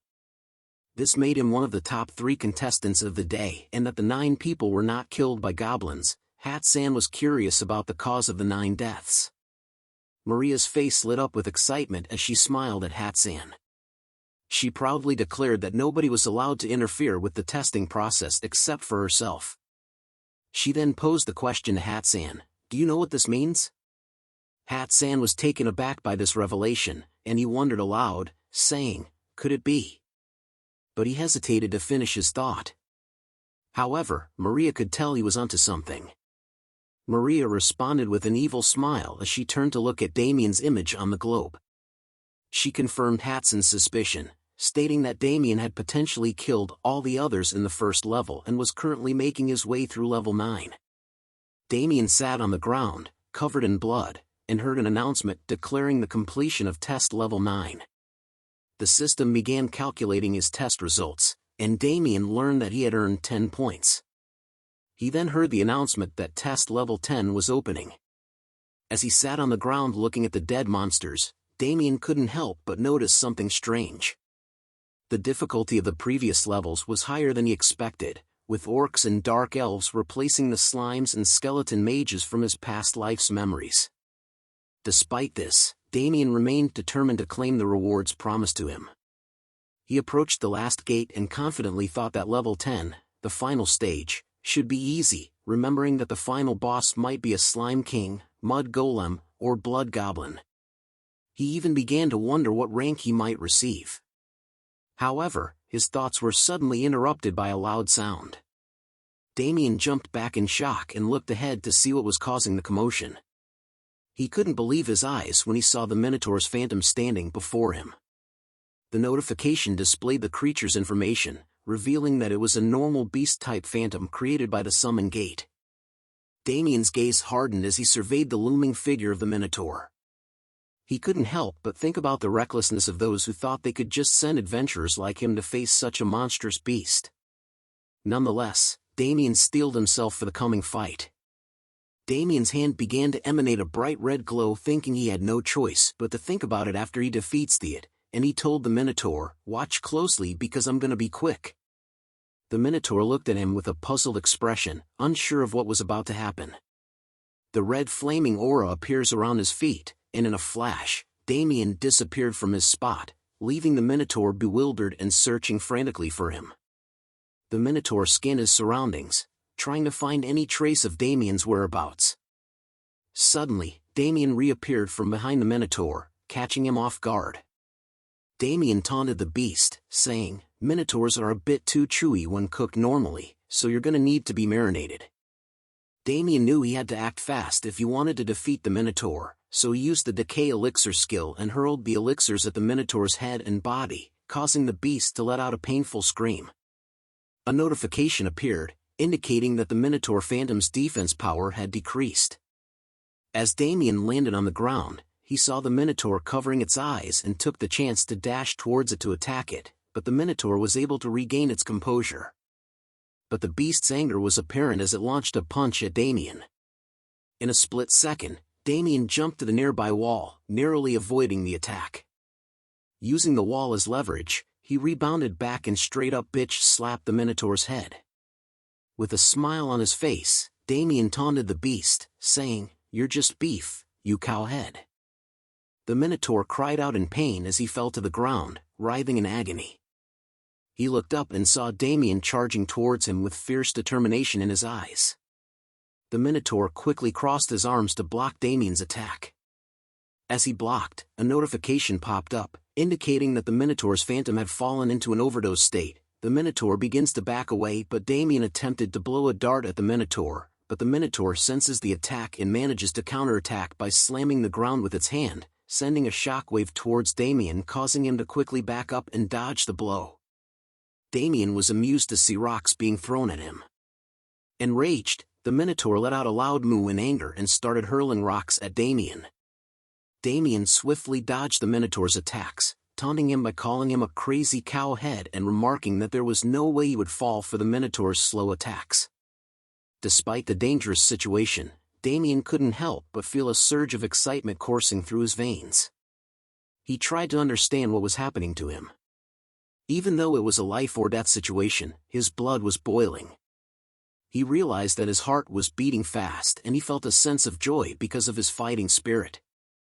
With a smile on his face, Damian turned to face the Minotaur and said, "Let's see how tough you've become." The Minotaur threw a powerful punch, but Damian was too quick. He dodged the attack and managed to injure the Minotaur's arm in the process. Jumping upward, Damian taunted the Minotaur by asking if he was still holding up well. He focused his attention, trying to find the Minotaur's weakness, knowing that he had to strike quickly. He soon discovered the weak spot and swiftly attacked the Minotaur's vulnerable area with his sword and dagger, making a cross motion. As he did so, notifications began to pop up. The first notification indicated that it was a critical hit. The next one revealed that the Minotaur's phantom had fallen into a state of bleeding. Finally, the last notification appeared, stating that the Minotaur's phantom had fallen into a state of near death. After landing back on the ground, Damian wondered if the battle was finally over. His doubts were soon cleared as another notification appeared, informing him that he had defeated the Minotaur's phantom. Damian stood still, hearing the announcement that test level 10 was complete and that he had earned 10 points. He hadn't expected to face such a monstrous creature, but it wasn't as challenging as he initially thought. He realized that he had grown significantly since he started, and he couldn't even tell what level he was now. Damian was amazed by his progress and reminded himself that he had to keep moving forward. Suddenly, the announcement interrupted his thoughts, declaring that Damian's total score was 100 points and that the test. Damian stored his weapon in his inventory and started walking towards the exit. He walked over to Hatson's desk, and the guild workers looked at him in shock. He greeted Hatsan, stating that he had arrived. Hatsan responded, acknowledging Damian's presence and commenting on how the test must have been quite the experience. Damian replied that it wasn't easy. As Hatsan looked at Damian, he couldn't help but recall Damian's impressive test results. Damian had cleared the summon gate in record time and ranked first in general combat skills, situational judgment, and execution of actions. Additionally, he had defeated all his fellow test participants, which made him a popular topic among the employees. Hat-san understood why Maria had called him a unique case.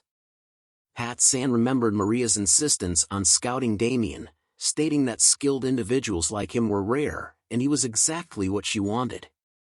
Hat-san couldn't deny that Damian's test results were impressive, but he expressed concern about making a decision like that so quickly. Han-san tells Damian that his test results were impressive, but the killing of teammates bothered him a bit.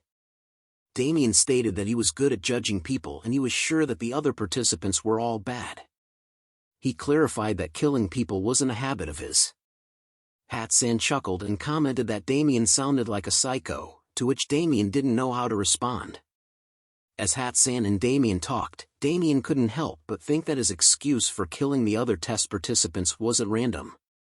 It was because he had played the game for so long that he could easily understand what other people were thinking. Damian knew that if Hat-san still refused to accept him, he would have to say goodbye to the license. Hat-san then addressed Damian, saying that he didn't seem like someone who would cause trouble for them, but he couldn't act the way he did during the test from now on. Hat-san emphasized that a guild member's blade should be facing a monster, not a human. Damian assured Hat-san that he was aware of that. Hat-san then asked Damian one final question, inquiring if he would take the license and work as an adventurer guild mercenary. Damian answered enthusiastically, saying that it would be an honor to work with the Adventurer Guild. A smile grew on Hat-san's face because of Damian's answer. Hat-san and Damian shook hands, and Hat-san officially welcomed Damian to the Adventurer Guild. Hat-san expressed his excitement about working with Damian, and Damian couldn't wait to start his new adventure as part of the Adventurer Guild. Damian sat down in a nearby sitting area to relax when he received notifications. The first notification indicated that he had obtained an adventurer license, and the second notification informed him that his affiliation had been changed to Adventurer Guild. Damian felt relieved and looked at his new adventurer license, which was Gold 5 tier, feeling proud of his accomplishment. He thought to himself that now he could take quests and receive news from all over the continent. After a while, Damian received another notification that informed him he had earned the title Record Time Clear. He felt a sense of accomplishment, realizing that he had obtained a new title without any difficulty. The title Record Time Clear was given to the person who cleared the Summon Gate test provided by the Adventurer Guild the fastest. This title was awarded to only one person and came with a few perks, including a 3% increase in attack and movement speed. The title also had a unique trait that read, "This man is very fast." Hat-san noticed Damian's expressions and asked if Damian liked his rank. Damian replied with a smile, confirming that he certainly did. Hat-san sighed and thought to himself that Damian's gold tier license was unprecedented and was only given to those who had accomplished various difficult quests or passed Maria's challenging promotion test. Hat-san approached Damian and explained that gold tier licenses were awarded to those worth 10 iron tiers and 3 silver tiers, and Damian would be able to accept high-ranking quests as well. Hat-san showed Damian 3 missions to choose from, all of which were gold-tier quests. Damian looked at them and saw that they included the exploration of the deep waterway beneath the royal palace and Drake's breath cultivation. However, the last mission caught his attention, and he asked Hat-san about it. Hat-san looked at the mission and informed Damian that it was about a village where sheep had been disappearing. The village was called Corneal, and the government had sent the mission. Since the village was located in the middle of nowhere, the government didn't want to send their precious knights for this task. Damian asked Hat-san if they thought it would be better to solve the problem by hiring adventurers with money. Hat-san agreed and added that, from what he had heard, the sheep kept disappearing, and he assumed it was a pack of wolves that had moved into the area. Hat-san also mentioned that the government wanted the problem solved at its root. Damian asked if he could do whatever he wanted to solve the problem, to which Hat-san replied that he could pretty much do so. Damian thought that these kinds of quests were usually not a lot of work and suspected that someone else in the village was stealing the sheep. He figured it probably wouldn't be a problem if he took care of the issue himself and made up a reasonable cost for the report. Hat-san interrupted Damian's thoughts and reminded him that he could do whatever he wanted as long as he brought forth results that satisfied both the village and the government. He asked Damian if he was willing to take on the quest, and Damian replied that it didn't sound bad and that he would do it. Damian received the quest notifications, asking him if he was willing to accept the quest, and without any delay, Damian accepted the quest. Excited about the fact that it was a gold-tier mission, Damian thought to himself that he was up for the challenge. As he started leaving the guild, he told Hat-san that he would be back, and in reply, Hat-san wished him good luck. Damian looked back with a smile and said he would see him soon as he set off on his quest. Damian looked ahead and wondered if the path was in that direction. Shortly afterward, he received notifications that the new location information and the world map information had been updated, revealing that his current location was Sailor's Valley 3. Examining the map, Damian realized that he was still far from his destination. He checked the location of Corneal village, situated between Terra Kingdom and Principality of Pharma, also known as the Ivory Tower of Truth. He thought to himself that he still had a long way to go and understood why the knights hadn't taken on this mission. Damian then realized that even though he had accepted a gold-tier mission, he didn't have any equipment or party members. He acknowledged that equipment was crucial for mercenaries and he couldn't even dream of joining a party as equipment meant the most to them. Damian said to himself that it was better to go alone than waste time searching for party members, though it wasn't because he couldn't find any. Suddenly, an idea popped into his mind, and he smiled to himself. He thought that if he couldn't find party members, he could create them. Damian decided to utilize his skill, Control the Dead, which was at level 1 and allowed him to summon applicable dead monsters at 50% of their original stats. The number of summons depended on the summoner's magic power. A summoning circle appeared, and Damian wondered if the skill had worked. He received a notification stating that he had successfully summoned a creature. Suddenly, something leaped out in front of Damian and asked if he was its owner. He soon realized that the creature was a chick fluttering its tiny wings. The chick greeted him by saying, "Nice to meet you, owner." Damian sat down and observed the tiny chick, wondering what it was. Just then the chick told him that it was his summon and Damian was surprised to hear it speak. He then placed a finger on the chick's head and wondered if it would be useful. The chick wasn't pleased with his remark and seemed to be angry, telling Damian it would kill him. Damian received a new notification asking him to choose a name for the creature. Damian found it difficult to name the seemingly useless creature. Damian asked the chick if it already had a name, to which the chick replied that it couldn't possibly have a name since it had just been born. Eventually, Damian settled on the name Bundle. The chick questioned the name, and Damian explained that it was cute, like a bundle of fur, immediately correcting himself. However, the chick didn't seem to appreciate the name and began poking Damian in anger. Taken aback by the sudden aggression, Damian exclaimed that the chick's personality was terrible. And so, this was the moment when Damian's first summon, Bundle, was born. As Damian and Bundle walked through Sailor's Valley 6, Damian instructed Bundle to stay close and warned that he would abandon him if he fell behind. Bundle obediently agreed. While walking, Damian noted that this was Sailor's Valley 6 and there should be a side path and quickly headed in that direction, with Bundle following closely behind. When Bundle asked where they were going, Damian replied that there was somewhere he needed to go. Shortly after, he received notifications that his location information and world map had been updated, revealing that his current location was Farber Forest and to him it was the same. Damian thought to himself that they were in a relatively unpopular field, far from the village, and without many advantages. Bundle was confused and asked Damian where they were.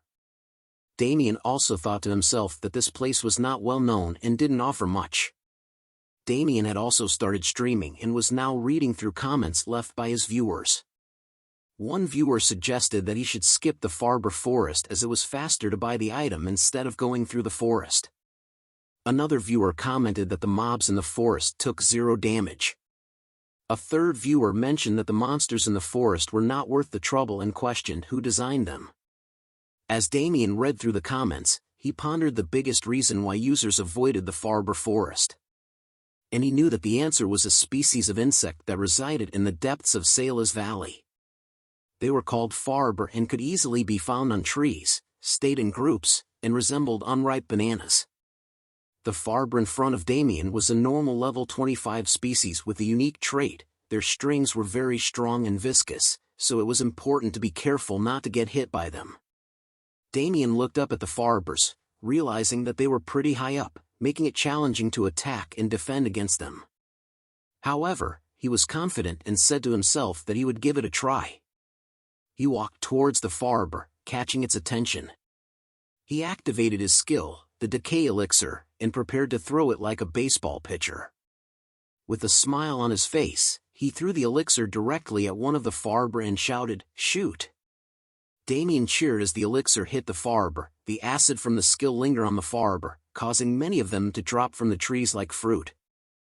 And notifications started popping up, informing him that the Farber had fallen, its defensive exoskeleton had decayed, and its defense power had decreased. Damian held the blow dart in his hand, stating that the Farber looked like fruits dropping from the tree. The Farber wasn't going down easily and was angry, and it attacked Damian with sticky liquid from its mouth. Damian easily dodged the attack, saying it was too slow, and blew 3 darts at the Farber. The notifications indicated that the Farber had been poisoned, and it rolled around in pain. Damian looked at it with an evil smile and said, "Thanks for the meal." As the Farber died, notifications popped up, saying that Damian had defeated a Farber, earned EXP, and obtained a hard outer shell. Damian picked up the hard outer shell and exclaimed in happiness. He then looked at its information and saw that it was a high-rank ingredient taken from monsters. It was hard like a rock but light in weight and could be made into something great. Damian examined the hard shell in his hand, pondering its value. The demand for this item was incredibly high, surpassing its supply. He was pleased with the EXP he had obtained, but he had made the journey here for this item alone. As he looked at the comments in his stream's chat, he could see the desperation in people's requests to buy these hard outer shells. Some were willing to purchase them regardless of quantity, while others were willing to trade for mana dust or pay 300 gold. Damian couldn't help but grin at their eagerness to obtain these shells. He knew that as time passed, the demand for them would only increase, driving up their price. If he could monopolize the supply, he could become a millionaire. Damian made a decision to collect as many shells as he could. As he set out to search for more hard outer shells, he exclaimed in happiness, saying, "Let's go for gold hunting." And Bundle responded with enthusiasm, agreeing with Damian's idea. Excitement coursed through Damian as he stumbled upon a horde of sleeping Farbers. He exclaimed, "We hit the jackpot," unable to contain his excitement. Bundle asked if it was all money, but Damian didn't reply and began counting, estimating it to be worth hundreds of thousands of gold. Damian decided to take over the area, demanding that the Farbers give him their shells in exchange for sparing their lives. However, the Farbers were not pleased and began shooting liquid from their mouths in anger. Damian was taken aback by their sudden attack and quickly activated his skill, Bloody Impulse. With his heightened senses, Damian was able to easily dodge their attacks as he could see all their attack movements and how many there are. He started throwing elixir bottles at them, taunting them to come down. The Farbers started falling after getting hit, and notifications appeared indicating that they were falling and their defense power had decreased. Damian walked arrogantly towards them, announcing his arrival with the words, "Here comes the needle." However, he quickly noticed that something was off about their expressions, causing him to ask in confusion what was wrong. Before he could react, the Farbers attacked him all at once. Massive web-like substance was aimed towards him, taking him by surprise. Damian looked at the incoming attacks with a surprised face as he had never expected all of them to attack simultaneously. He also realized that he had let his guard down, and now it was too late to dodge. With the Farbers' attacks closing in on him, Damian quickly assessed his options and decided that if he couldn't dodge their attacks, he needed something to block them. That's when he spotted the little chick perched on his arm. Bundle saw Damian looking at him, and with cold sweat covering his face, he questioned why Damian was staring at him. As the Farber attacked, Damian began spinning Bundle in his hand. The dizzy-eyed bundle let out a squawk as Damian threw it toward the incoming attacks. The attacks were then sucked into a vortex created by the spinning bundle. Damian thought to himself that it was a close call, but he was relieved that everything was getting sucked into the vortex. He dashes towards the Farber to begin attacking the Farber. He leaps in front of them, telling them it was checkmate, and soon notifications flooded in, informing him that he had obtained experience points and had reached level 25. After the battle, Damian panted heavily and sat down, realizing how close he had come to death. The bodies of the Farber started glowing, and Damian thought that it had been a while since he had been pushed this close to the edge, but he fought with everything he had. Just then, Bundle came out of the fibers and flew towards Damian, questioning him about why he had thrown him.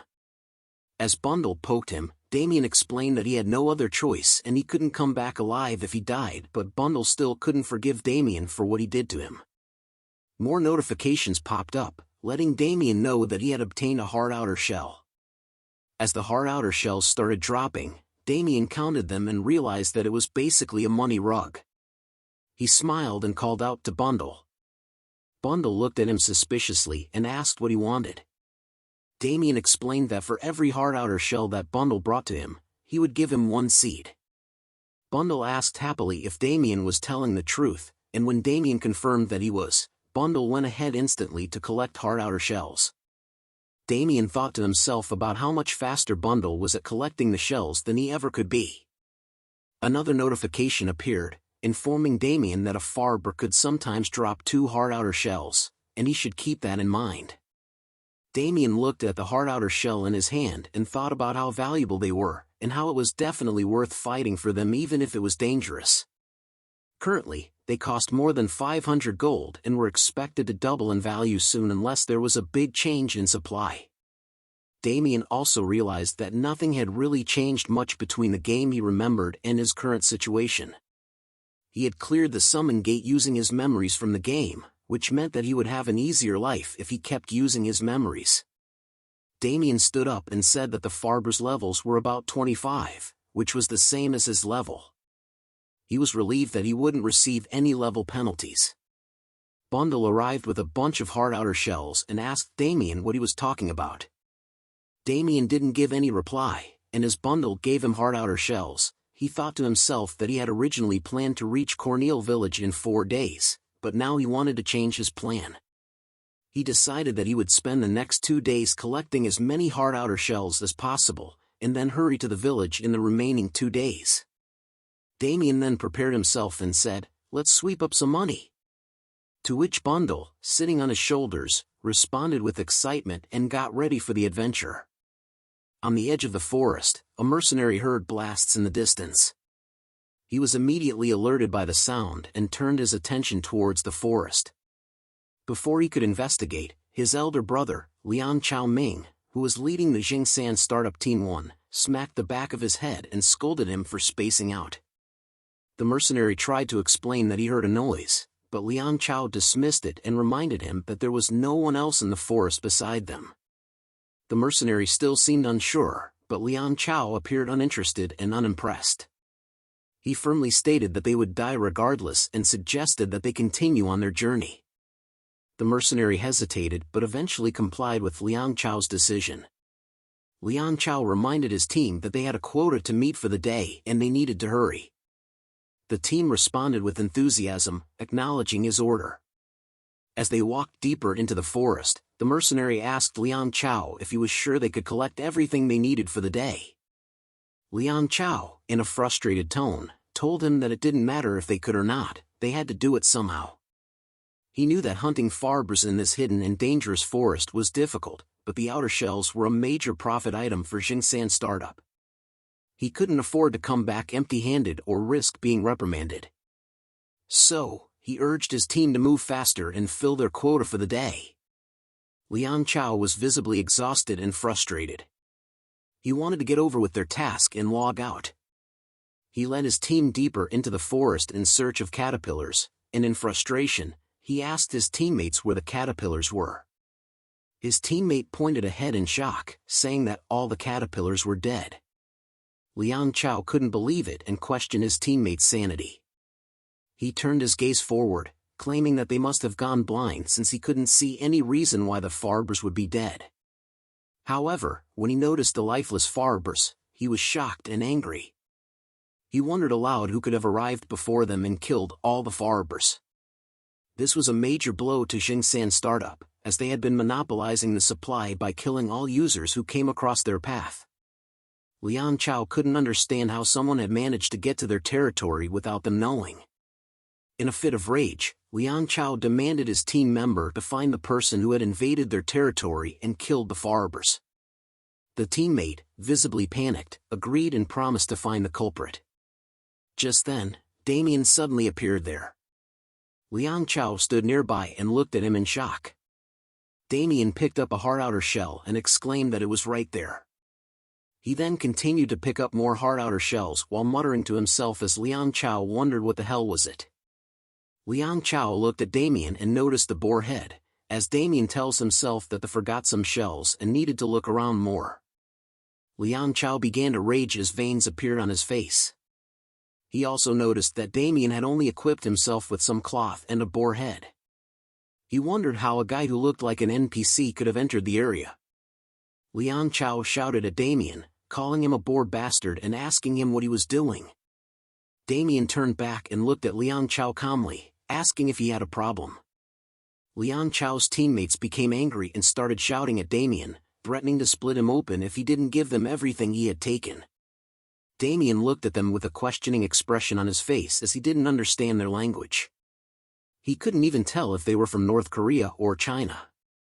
Liang Chao asked Damian if he knew who he was. Damian casually responded with a question, asking, "Who are you?" Liang Chao, angered by Damian's response, revealed that he was Liang Chao Ming. Damian repeated the name and suddenly remembered something. He pointed at him while saying that Liang Chao was the evil factory leader who he had read on the community forum before. That he had appeared in Sailor's Valley, the Chinese farming factory who was killing other fellow users. Just as the stream chats were telling Damian about the group, Damian called them violent and garbage human beings whom didn't expect to come across. Liang Chao and his teammates smirked, and Liang Chao said that Damian had just found out, but it was too late and he was now dead and it was the end for him. Liang Chao and his teammates surrounded Damian, and Liang Chao walked towards him, asking if he understood his situation and that it was game over. Damian stood there, fearless, and scratched his ear saying what the hell, asking if they were paying rent here. Liang Chao, confused, asked what he meant, but Damian repeated his question, asking if they were paying rent here. Liang Chao was shocked again by Damian's fearless questions. Damian looked at them with cold eyes and warned them to play nice before he started getting violent unless they all wanted to die. Liang Chao, unable to control his anger any longer, ordered his teammates to kill Damian. Though they hesitated, Liang Chao shouted at them, urging them to do it. They then launched arrows at Damian, but he dodged them easily. Damian then ran towards Liang Chao with his hand in front, catching him and bending his shoulder. He said that their actions were too obvious. Damian looked down at Liang Chao with an evil smile and stated that as confident as Liang Chao and his teammates were in ganging up on one person, he was just as confident in PvP. Liang Chao growls in pain as Damian held his arm. Seeing their leader in pain, Liang Chao's teammates were outraged and began shooting arrows at Damian, telling him to let their leader go. The arrows fly towards Damian as he sees it, however, Damian used Liang Chao as a shield to block the arrows. As Liang Chao got hit by the arrows, he shouted at his teammates, questioning why they were shooting him. Damian then threw Liang Chao to the side and charged toward the group, starting a brutal fight. He effortlessly defeated his attackers without getting hit once.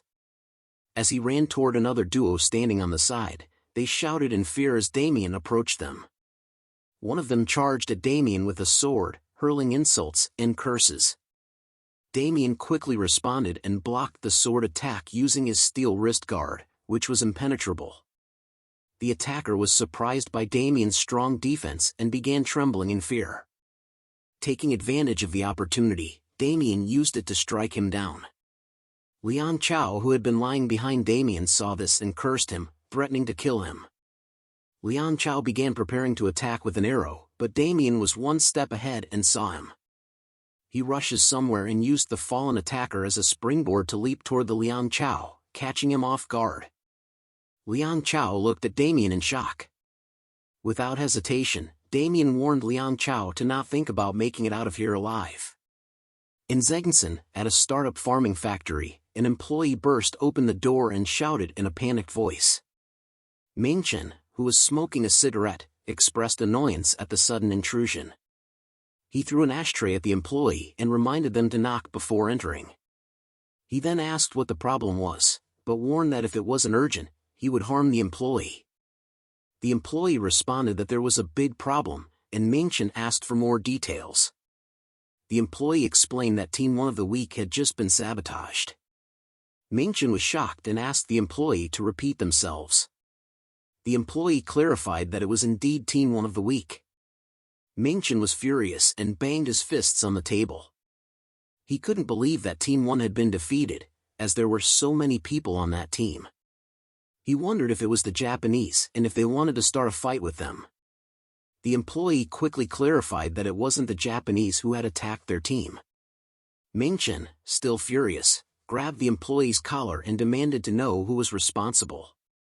The employee hesitated before reminding Mingchen of the person who had deposited 3 million gold into the game bank.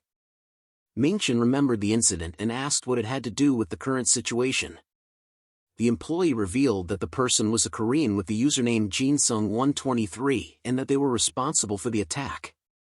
Before the employee could finish their words, Mingchen struck them in the face and accused them of lying. The employee, scared and trembling, insisted that it was true. Mingchen asked if it was all the doing of one person, who had placed a nuclear-level item into the game bank and killed all their Team 1 members. The employee replied affirmatively, and Mingchen demanded a detailed explanation without leaving out any information. In the midst of the Farber forest, Damian heard notifications popping up. He looked at the notifications and saw that he had gained a lot of experience points and had reached level 30. He smirked and acknowledged that it was expected, considering he had killed around 50 players. Then, he received notifications that he had obtained some rare items like a hard outer shell, basic steel, elven branch, and rubber tree sap, plus there were some rare items. Damian was pleased with the amount of loot he had acquired from just one fight. He knew that some of these items were stolen, but he couldn't help but feel excited. Looking at his inventory, he saw that he had collected a lot of items in large amounts, including hard outer shells, basic steel, basic cloth, basic leather, and white herbs. He also had 36 sets of hunter's leather armor, 11 light short bows, and around 192,000 gold. He realized that he would have never earned this much on his own without looting. He could exchange them for cash and get millions of bucks, or if he waited for the currency exchange rate, he could get hundreds of millions. He was relieved that he wouldn't have to worry about sending money home for a while. Damian decided that he would convert the goods into cash and wondered what to do with the items. He chose a book from his inventory, and a notification appeared saying that he had used the Apocalypse Invocation, the Book of the Black Covenant. Bundle looked at the book and asked Damian what it was. Damian replied that he was going to make some equipment. The book's features were displayed in the notification, including item value judgment, item extraction, item synthesis, item creation, and item dissection. Damian selected item dissection, and notifications appeared one after another as he dissected the superior falchion, light short bow, and hunter's leather armor. Damian looked at the items with a grin and thought that it was nice to sell all the items, but he needed some higher-grade ingredients. Damian remembered having some higher-grade ingredients before. However, as he was about to continue, a notification popped up, announcing that he had earned the title Lonely Hyena. Damian was surprised and exclaimed that he had never seen that title before. After reading the title's description, he realized that it was given to those who had looted more than 9,999 items from other users and were leading the environment cleanup movement. The title also came with benefits, such as a 100% likelihood of detecting dropped items within a 100-meter radius, a 100% likelihood of detecting someone's item, and a 100% likelihood that an opponent would drop an expensive item. However, there was a warning about the dangers of excessive looting, as it could lead to obesity and various health conditions. Damian was amazed by the condition to pick up more than 9,999 items to receive the title. He realized that before his regression, he only fought in large-scale wars with blood alliances or organizations, so he never really had the time to pick up dropped items as he didn't really need them. Despite feeling a little embarrassed about the title's condition, he acknowledged that its effects were pretty good. But before he could continue, Bundle interjected and teased him about always picking up items from the ground. Damian retorted and told him to be quiet. Suddenly, Damian had a realization. He thought aloud that with this title, it would be more beneficial to kill other users instead of hunting monsters. Damian grinned evilly at the idea and surveyed his surroundings. He calculated that there were around 50 employees, and if they worked day and night shifts, there must be more than 100 of them. He realized that this was a significant number of potential targets. Moreover, if one farming factory could produce thousands of items per week, the money he could earn would be astronomical. Damian smirked at the thought. He then started walking, contemplating the fact that after all the losses, Jingsan startup was bound to come after him. Damian knew he had to deal with them eventually. But for now, he decided to work with them as killing other users was a great plan to earn some extra cash. A group of people were seen panting heavily as they walked through a forest. The group leader, Chang Tingbao, Jingsan Startup Night Shift Team 1 leader, expressed his frustration and exhaustion at the situation. They had been chasing a Korean player for more than 35 hours. One of the team members asked how much longer they had to go, while another expressed concern about the lack of any signs of human or animal life. Chang Tingbao also thought to himself about how much longer they had to chase Damian. He then instructed his team to hold on for a bit longer, reminding them that all they needed to do was get rid of the Korean. When one of the team members tried to voice his opinion, Chang Tingbao cut him off, threatening him that if he spoke one more word, he would be dead.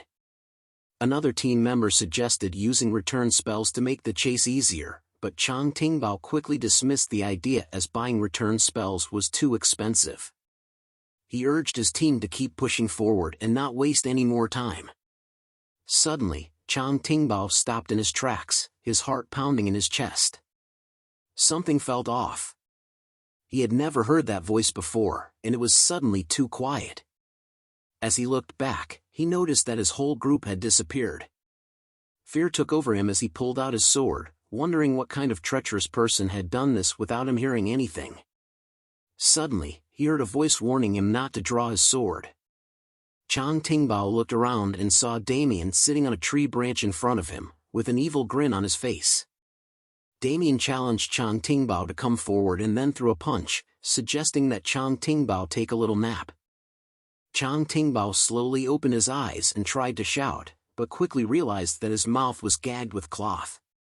He looked around and saw several people, whom he referred to as chicks, standing over him. Some of them were tightening the ropes that bound his hands and legs, making it impossible for him to move. Chang Tingbao felt confused and disoriented, unable to understand why he was tied up and surrounded by these unfamiliar individuals. One of the chicks, who was standing on his arm, informed the others that Chang Tingbao had woken up and suggested informing the captain. Suddenly, a voice spoke up, questioning whether Chang Tingbao was properly secured. Chang Tingbao recognized the voice and turned his head towards the source.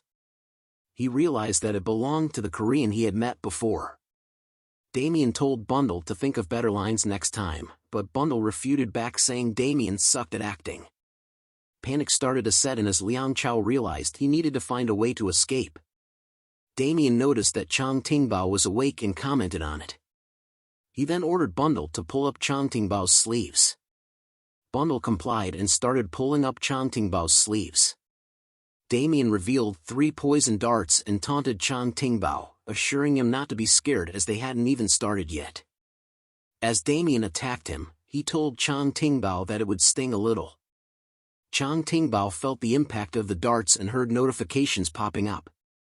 He saw that his character had been poisoned, and his health points, HP, were gradually decreasing. Damian grinned at him and remarked that it didn't hurt that bad. He warned Chang Tingbao that this was just the beginning and to prepare for what lay ahead. As time passed, Damian lay exhausted on the ground, listening to notifications popping up on his screen. He had obtained a pair of Ranger's gaiters, an old hinge belt, and 3,888 gold. Damian sighed, feeling tired. He had managed to eliminate all 100 members of Jingsan's day and night shift teams without resting for 48 hours straight. He was even more exhausted from summoning all the chicks. Damian checked his status window and noticed the skill Necromancy, which was at level 1 and allowed him to summon creatures. The summon stats were lower than he had expected, but he had no limit on how many he could summon. Most summoning skills had time limits, and the summons would disappear once the user ran out of mana, but this skill had no such restrictions. Damian told the chicks that their work was done and that they should go home. However, one of the chicks refused to leave, saying that the Soul Realm was boring and that it was much more fun where they were. Damian thought to himself that although these chicks' abilities were not great, with enough mana and casting time, he could summon an infinite number of them. They had proven useful when he used them to locate the Jingsan guys. Damian questioned if there were any more pursuers after them. The chick confirmed that there weren't any. Damian smirked and said that killing and looting them had been fun, and their reactions were priceless. Bundle looked at Damian, confused, and asked what he was talking about. Damian thought to himself that he only needed to use one kill with the poison darts and didn't need to use the decay elixir or bloody impulse. He believed it would be better to use necromancy since avoiding the death penalty was difficult. Damian opened his status window and selected the Apocalypse Invocation, the Book of the Black Covenant. He thought to himself that the items created with this book were more expensive but also had higher stats and efficiency. As he flipped through the pages, he found the formula he was looking for. Damian called out to Bundle and the chicks, then showed something in the book to Bundle and the chicks and asked if they wanted to try it out. In a skyscraper in Shanghai Pudong, a man is walking and noting that something had happened in AC which was a bit of a concern. It was Zhang Wei, the chairman of the Business Kirin Society, looked concerned upon hearing about the incident in AC. He lit up a cigarette and thought about Jingsan Startup, which was one of his sources of funds for money laundering. One of his brothers had led its development, and he had invested his funds there. Although it was a small amount of money, the fact that one person had killed everyone there was definitely concerning. As Zhang Wei started calling someone on his smartphone, he expressed his disdain and stated that he would have to get rid of the person responsible for the incident. Outside the skyscraper, one of Zhang Wei's bodyguards received an order from him on the call and confirmed his acknowledgement of Zhang Wei's order. In the world of AC, a man ran in fear, convinced that he had encountered a monster. He thought about how dozens of his teammates had been killed by just one user and how he needed to escape quickly. Suddenly, a spell appeared from above him and went towards him to attack him from above, but he managed to dodge it by jumping forward. However, he injured his knee in the process. The attacker approached the injured man thinking he didn't expect the man to dodge his spell, who turned out to be King Arthur, also known as John Newman, the man who had betrayed Damian.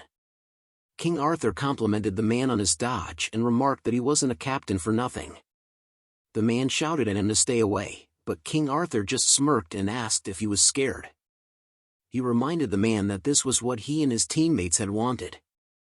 King Arthur wielded a powerful staff called the 12 Wing of Tetra, which was a mage-class hero-ranked staff with many powerful options, including increased magic attack power, wisdom, faster casting speed, and additional damage. King Arthur began casting spells, and the man cried out in fear upon witnessing this. King Arthur enjoyed the fear on the man's face and told him to go tell his allies that if they wanted to defeat him, they would have to bring the entire Blood Alliance. As the man continued to cry out in fear, King Arthur's spell engulfed him. Meanwhile, Damian scratched his ear and wondered if someone was talking about him behind his back. Bundle saw this and jokingly asked if he was digging for gold there. Damian replied that it was just itchy. Suddenly, a notification appeared, informing him that new location information and world map information had been added, indicating that they were currently in Corneal village. Damian admired the beautiful view and commented on the nice and fresh air. As they walked around the village, Bundle asked where they were. Damian explained that they were at their workplace and noticed the tension in the atmosphere, so he advised Bundle to hide. Approaching the chief's house, Damian realized he had barely made it on time and had wasted a lot of time due to Jinsan. He had received valuable items and experience, but being late for his first quest was not ideal. Damian knocked on the door and asked if anyone was inside. An old man opened the door and inquired about Damian's identity. Damian introduced himself as a member of the Adventurer Guild and reminded the old man that he had requested government support. Albert, the chief of Corneal village, was overjoyed and shed tears of happiness. He invited Damian inside, offering him a seat and some refreshments. Damian noticed that Albert's wariness towards him, a foreigner, had instantly disappeared, making him realize that the problem must be quite serious. The village chief then explained that the village's sheep had been disappearing, causing anxiety among the villagers as their numbers dwindled. He requested Damian's help and asked him to be understanding of the tense situation. Damian inquired about the number of sheep that had disappeared, and the village chief responded that it was around 20 every week. He was at a loss as to where they had gone, and the problem had started about a month ago. Damian asked about the person responsible for herding the sheep and whether different people took care of them at different times. The chief explained that there was an orphan named Joseph who was in charge of the sheep. However, the chief was unsure if Joseph was actually herding the sheep or just fooling around. According to Joseph, the sheep were taken by wolves. Damian pointed out that if 20 sheep were disappearing each week, then it would make sense that wolves were behind this. The village chief shared that Joseph had a history of pranking people by lying about wolves appearing. This caused the villagers to dislike him, and he had been imprisoned because they thought he was responsible for the missing sheep. However, even though Joseph was in jail, the sheep continued to disappear. The chief pleaded with Damian to do something, as the villagers might starve to death if this continued.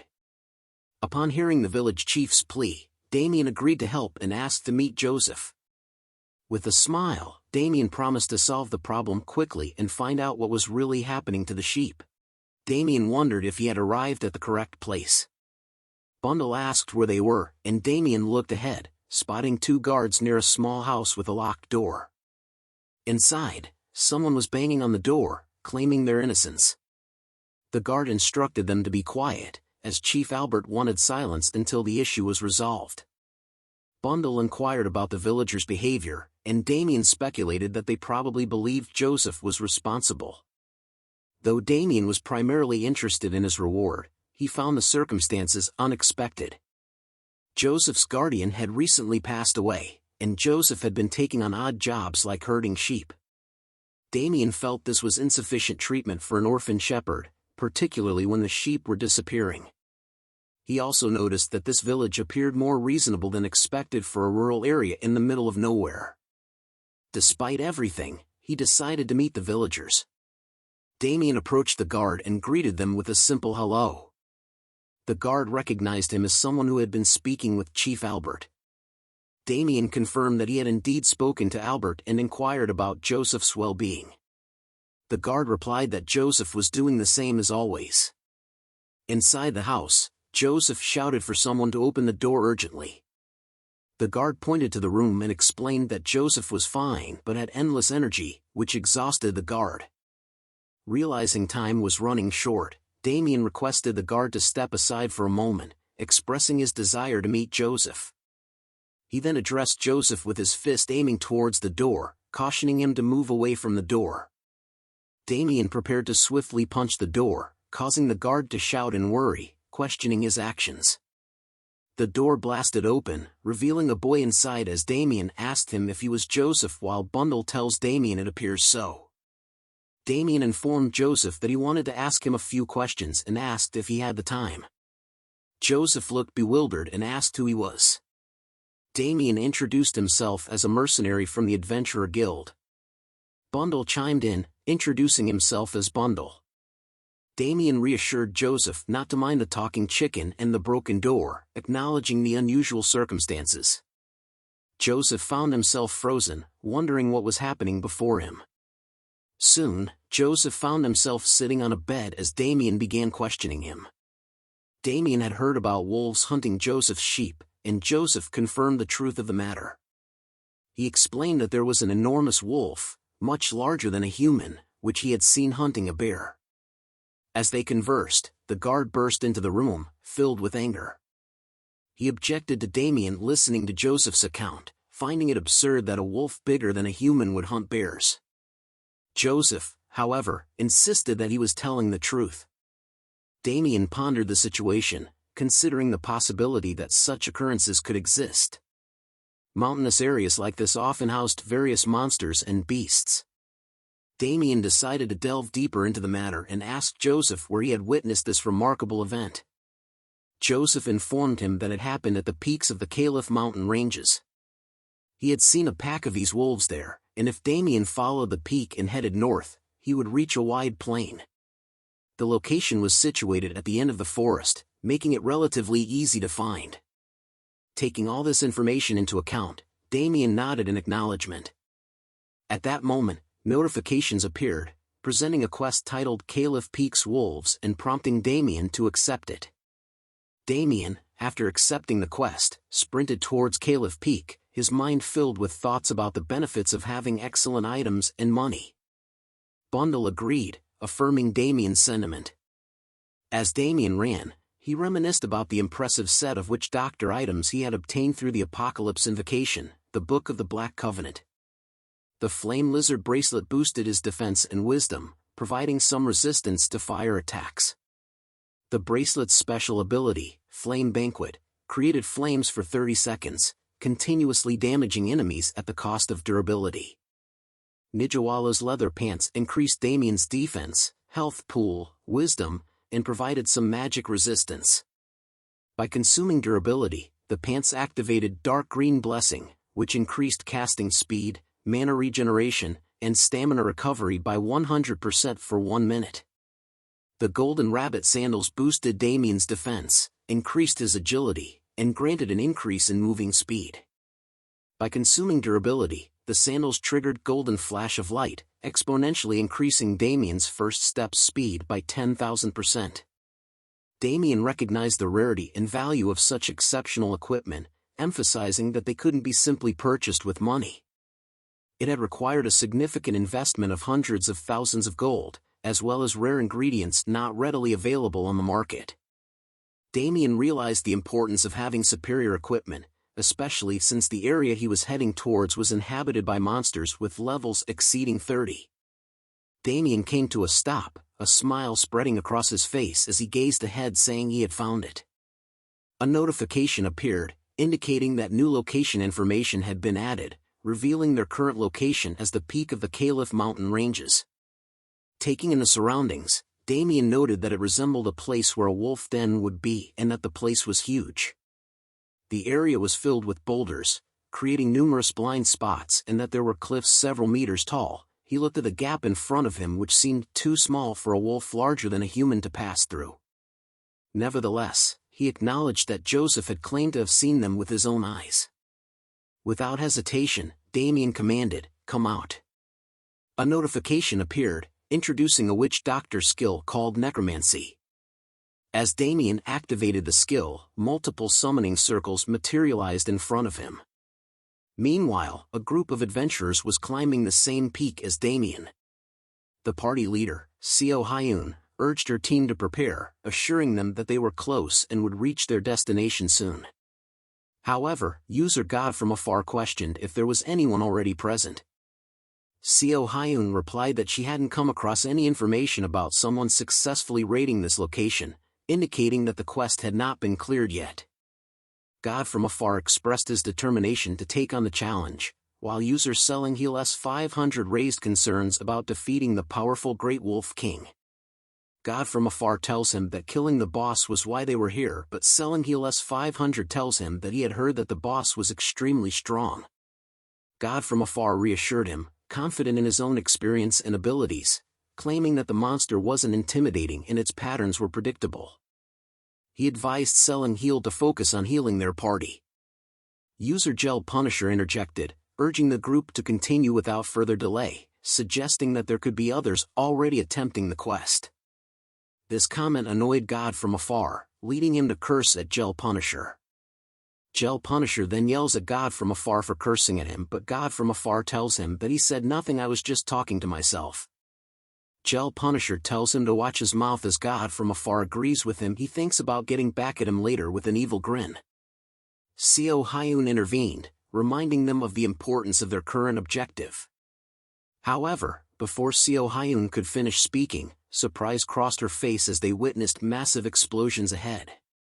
They realized that someone was already engaged in a fight.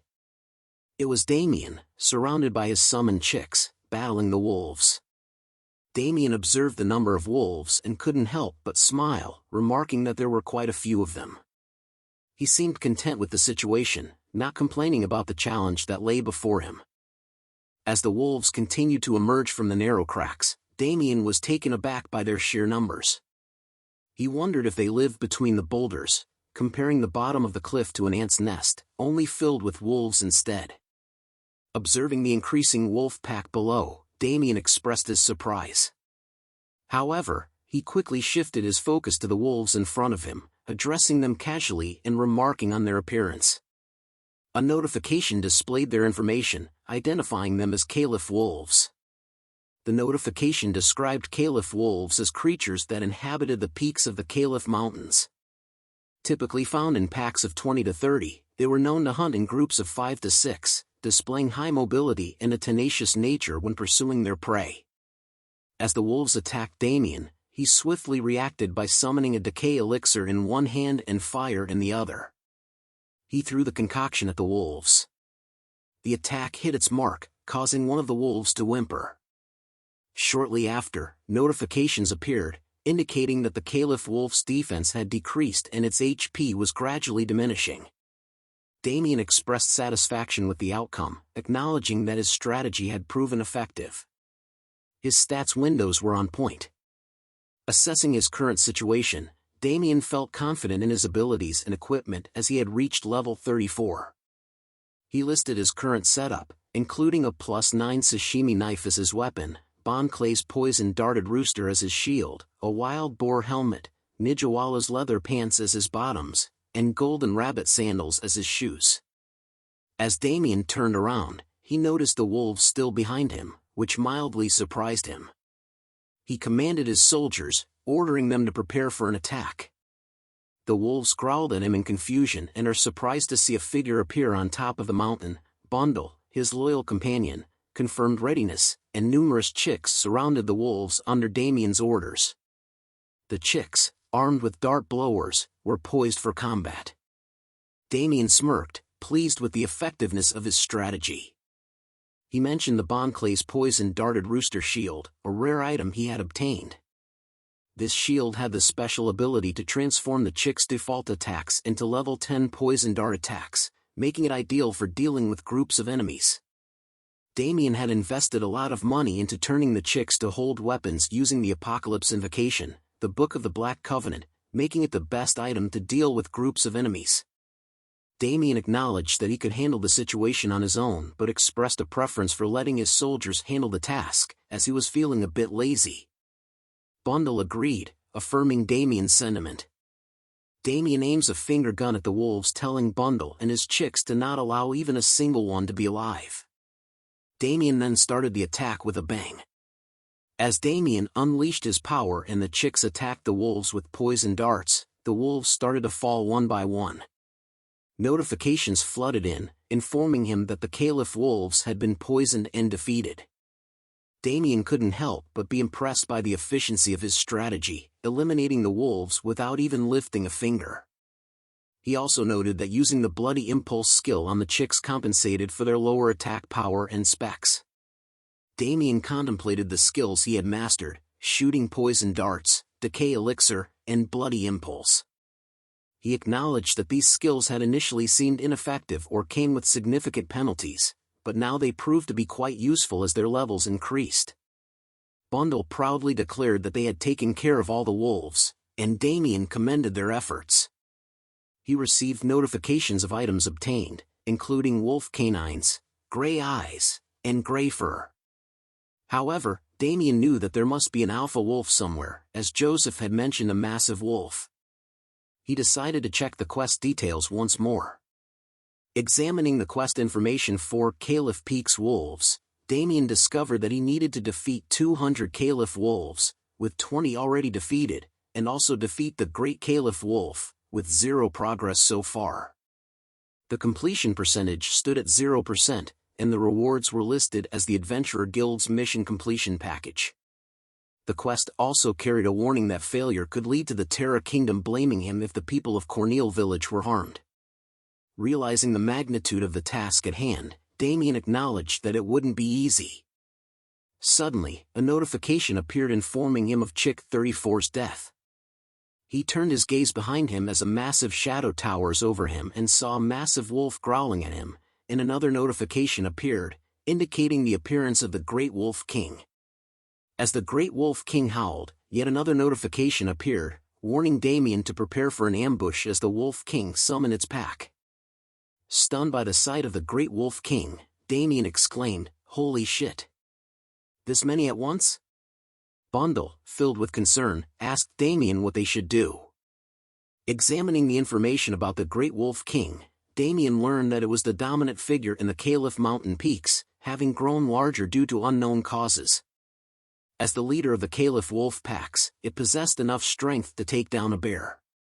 The creature was categorized as a beast and held the status of an elite, with a formidable level of 45. Its enormous size left even retired hunters like Gertha astounded. With determination, Damian activated his skill, Bloody Impulse, and devised a plan. He assigned Bundle to take care of the Great Wolf King's minions while he focused on facing the formidable creature himself. Bundle promptly organized the chicks into position and ordered them to attack with their poison darts. As the darts landed on the wolves, Damian prepared himself for the encounter. Seeing that the chicks were handling the wolves, he realized they weren't a threat. Damian braces himself with a red aura covering his body as he readies himself for the upcoming battle. He utilized the defensive capabilities of his golden rabbit sandals and unleashed his skill, Golden Flash of Light, as he shouts "Go!", propelling himself into the air towards the Great Wolf King. He catches the attention of the beast by asking it where it was looking. With confidence, he addressed the Great Wolf King, stating that it was up against him. Amid his preparations, Damian received several notifications. His defense was enhanced by Nijiwala's leather pants, and his casting speed, mana recovery speed, and stamina recovery speed all received significant boosts through the skill Dark Green Blessing. Damian couldn't help but smile, feeling an overwhelming sense of power. However, a warning notification alerted him that the Great Wolf King had recognized him as the most threatening enemy and cautioned him to be cautious of its attacks. With agility and precision, Damian skillfully dodged the Great Wolf King's attack, narrowly evading its ferocious assault. He leaps onto the Great Wolf King's body into the air. Taking advantage of the opening he needed to first melt the fur, he swiftly threw the decay elixir at the creature, aiming to weaken its defenses and inflict damage. The elixir hit its mark, causing the Great Wolf King's defense to decay and decreasing its overall defensive power. Additionally, the elixir ignited the wolf, leaving it burned. Observing the situation, Damian couldn't help but notice that something seemed off. The Great Wolf King, being an elite-type monster, should have already unleashed its powerful attack or utilized defensive skills or commands to its pack. Yet, it had not made any such moves despite enduring a barrage of attacks. Undeterred, Damian brandished his knife, knowing that he had inflicted enough damage to potentially defeat the Great Wolf King before it had a chance to employ its skills. With determination, he prepared himself for a final, decisive strike, aiming to end the battle swiftly and emerge victorious. The Great Wolf King roared into the air, feeling the pain of Damian's earlier attacks. As Damian engaged in a fierce battle with the Wolf King, he swiftly analyzed its behavior and deduced that its trait was likely attack-oriented or leader type. Regardless of its trait, Damian knew he needed to finish the fight quickly. As he dashes towards the king, he looks down and notices that he doesn't have to pay attention to the minions below as the chicks were handling it well. His eyes gleamed brightly as he shows the long blade, thinking that it was his turn to do his part in the battle against the king. With determination, he approached the Wolf King and delivered a powerful blow, eliciting a painful howl. Meanwhile, a group of adventurers led by Seo Hyun arrived at the scene, witnessing the dust-covered battlefield. Confusion and speculation filled the air as they observed the ongoing battle. Gel Punisher wondered if the monsters were fighting each other, while Selling Heel pointed out movement in the fog. God from afar expressed frustration, questioning what was happening. Seo Hyun suggested that it was unlikely to be another user since they had left early in the morning after the quest had recently appeared. Selling Heel speculated that it might be monsters fighting over territory. Seo Hyun quickly assessed the situation and called for everyone to prepare for battle, instructing the healer to ready their buffs. As the fog began to dissipate, Selling Heel exclaimed that something unexpected was happening. They couldn't believe that a single player was fighting against the Great Wolf King by himself. God from afar was shocked to realize that it was a single person fighting the Great Wolf King alone. In a panic, God from afar exclaimed that someone might steal the kill and immediately started running toward the battlefield. As the Wolf King's attacks narrowly missed Damian, he expressed his frustration, acknowledging that the creature seemed unkillable. After landing on the ground, Damian pondered the situation, recognizing the formidable nature of a field boss. He reflected on his previous actions, having weakened the Wolf King's defense and reduced its HP with the Decay Elixir, while utilizing the synergy of the Deep Green Blessing and Flame Banquet techniques. However, to his dismay, he noticed that the creature still possessed half of its HP. The Wolf King lunged at Damian once again, but with agility and quick reflexes, Damian managed to evade the attack. Assessing the situation, Damian acknowledged that dodging the Wolf King's assaults was becoming more challenging as the creature closed in on him. Realizing the need for a change in tactics, Damian decided to switch to a ranged weapon, acknowledging that fighting from a distance would be easier. Despite the relentless attacks from the Wolf King, Damian skillfully evaded every strike and attacked him with a dart blower. Observing the situation, Damian noted the advantage of fighting from a distance but remained cautious of the Wolf King's unknown trait. Damian taunted the beast, blowing darts at it while confidently questioning its abilities and asking what it was looking at. Suddenly, the Wolf King let out a fierce howl, and to Damian's surprise, he found himself surrounded by a pack of wolves coming from the shadows. Realizing it was too late as the shadow wolves lunged at him, Damian finally understood that the Wolf King's elite trait was the ability to summon its pack. As the wolves sank their teeth into him, Damian cried out in pain while notifications flooded his vision. He received notifications of an abnormal status, being inflicted with bleeding and muscle rupture. Warnings about his falling HP levels urged him to be cautious as his eyes began to close. Fearing for his life, Damian's thoughts raced, realizing that he was on the verge of death. He soon began to put his hands together as if he was about to pray. When suddenly pieces of the shadow wolves began to fly around, which even startled the Great Wolf King. A purplish skin tone foot slams heavily onto the ground where the shadow wolves were. The activation of a skill called zombification with limited remaining time allows for the user to transform into the undead once their life reaches 0. Damian reveals himself as is shown to have completely changed his looks into an undead as he spits out blood with a deadly crimson aura surrounding his body. Notifications began to pop up reminding him of his remaining duration of the skill zombification. The Great Wolf King growls in anger as it notices Damian's changed appearance. In a mixture of anger and pain, Damian directed his frustration towards the Wolf King, taunting it while vowing to tear its snout apart. Despite the excruciating pain he felt, Damian declared his determination to kill the Wolf King without hesitation. One of the wolves tried to attack him from behind, but Damian swiftly caught it by the neck, lifting it high in the air and telling it if they all wanted to die that badly and finally slamming it forcefully into the ground.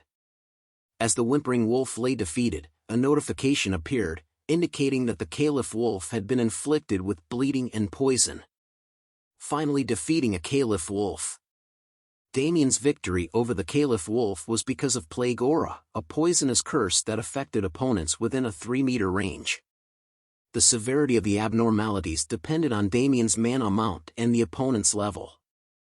With grim determination, Damian readied himself for the next phase of the battle and challenged the Wolf King. Recognizing the urgency of the situation, he warned the Wolf King that time was of the essence, demanding it to come at him or face his wrath. Meanwhile, God from afar, who was en route to Damian, couldn't help but feel frustrated with his teammates' doubts and reluctance. Recalling their conversations, he remembered them questioning whether they should give up, expressing their unwillingness to proceed. God from afar couldn't accept the idea of retreating without any gains. Upon reaching the scene, God from afar was taken aback as he witnessed Damian relentlessly smashing the Wolf King. He couldn't help but exclaim in disbelief at the sight before him.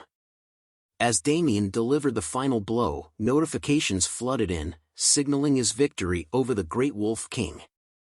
Experience points were gained, and Damian's level increased to 36. Additionally, he obtained valuable items such as the Essence of Wilderness and the Great Canine. Sitting down to catch his breath, Damian muttered to himself, acknowledging that he had ultimately succeeded in killing the creature.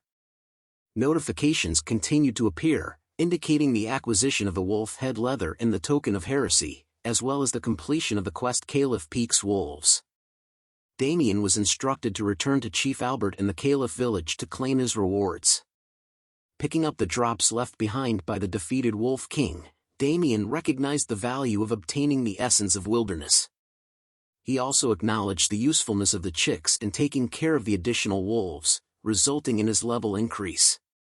With the quest successfully completed, Damian decided it was time to leave.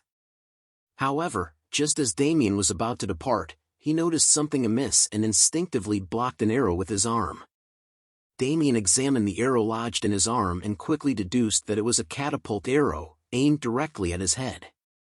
Realizing that the attack had come from nearby, he acknowledged the presence of a strong user who had gone unnoticed. With a calm yet assertive tone, Damian called out for the mysterious assailant, issuing a warning while still offering a chance for a peaceful encounter. God from afar emerged from the shadows, impressed by Damian's quick reflexes. He cautioned Damian against making any sudden moves, threatening him with the consequence of death. Unfazed by the warning, Damian calmly pulled out the arrow from his arm, displaying an unsettling smile. He directed his question towards God from afar, demanding to know his identity. A standstill begins between Damian and God from afar as he looks at Damian with his pointed crossbow. Damian finally removes the arrow in his arm and throws it to the side.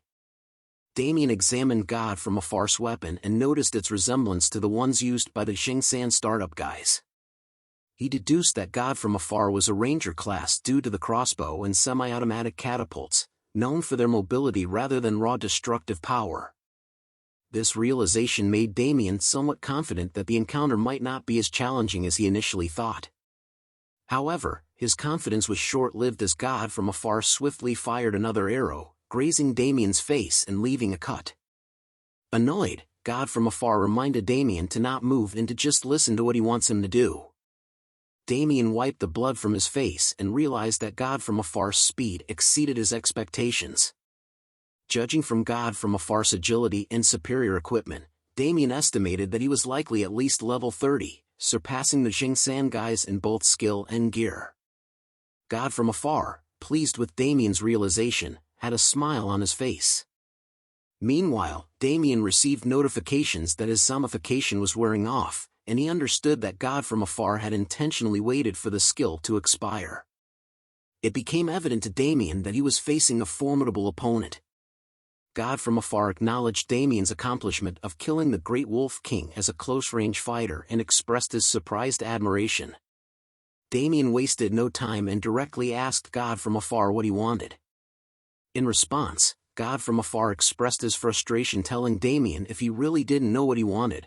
God from afar then started to claim that Damian had wasted his time and effort as the Great Wolf King was meant to be his.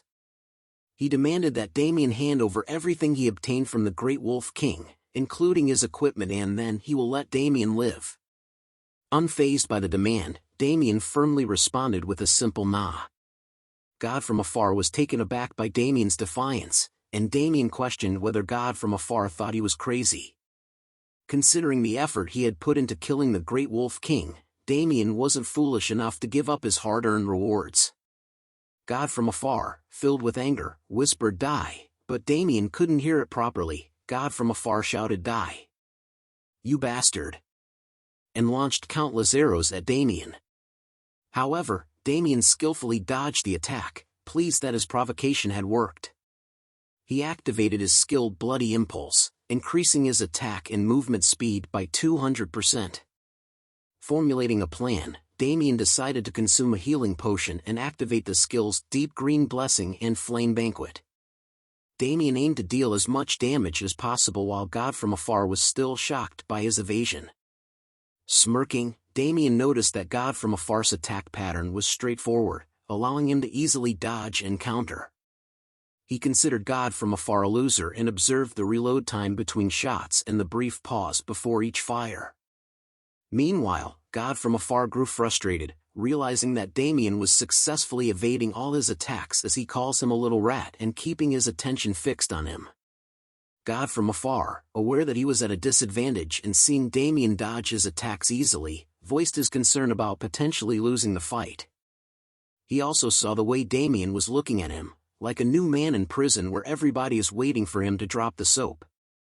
God from afar realizes he has to do something quick. However, in a sudden move, Damian appeared in front of him, holding a decay elixir in his hands.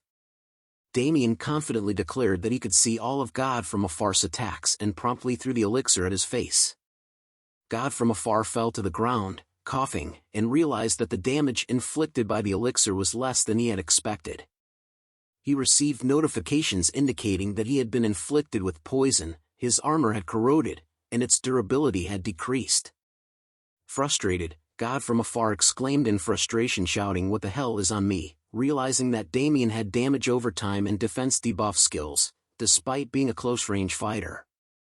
He couldn't help but wonder how Damian, initially perceived as a close-range dealer, possessed such debilitating skills.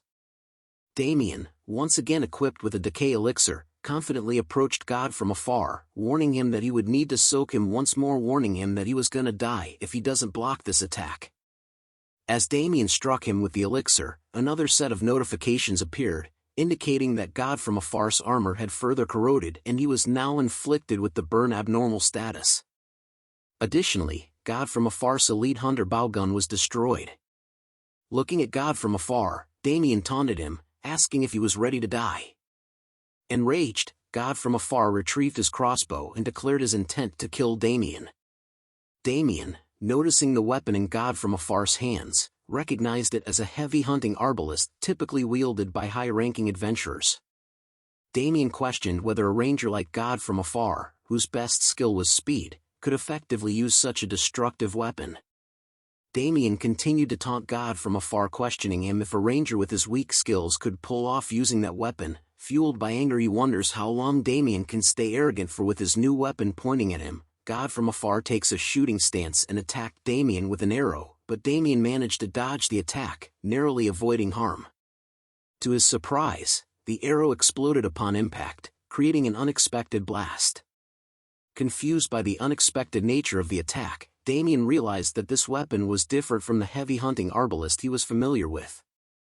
He couldn't see the arrow, and even the system didn't detect it. Suddenly, God from afar appeared behind Damian, asking where he was looking at, catching him off guard. Damian turns around and swiftly reacted, jumping to the side and evading another arrow attack. As God from afar appeared at another location, taunting Damian, he asks if Damian has trouble seeing him as God from afar body has smoke coming out of it. Damian deduced that God from afar's ability to become invisible was not due to an invisibility cape or potion, as those advancements were not yet possible. He concluded that it must be an exclusive skill. God from afar mocked Damian, stating that he should have used a weapon to stab him instead of relying on punches, claiming it would be the reason Damian would die. Unfazed by the taunting, Damian dismissed God from afar's words, remarking that he talked too much. God from afar retorted, saying that Damian wouldn't even have the chance to hear him speak once he was dead.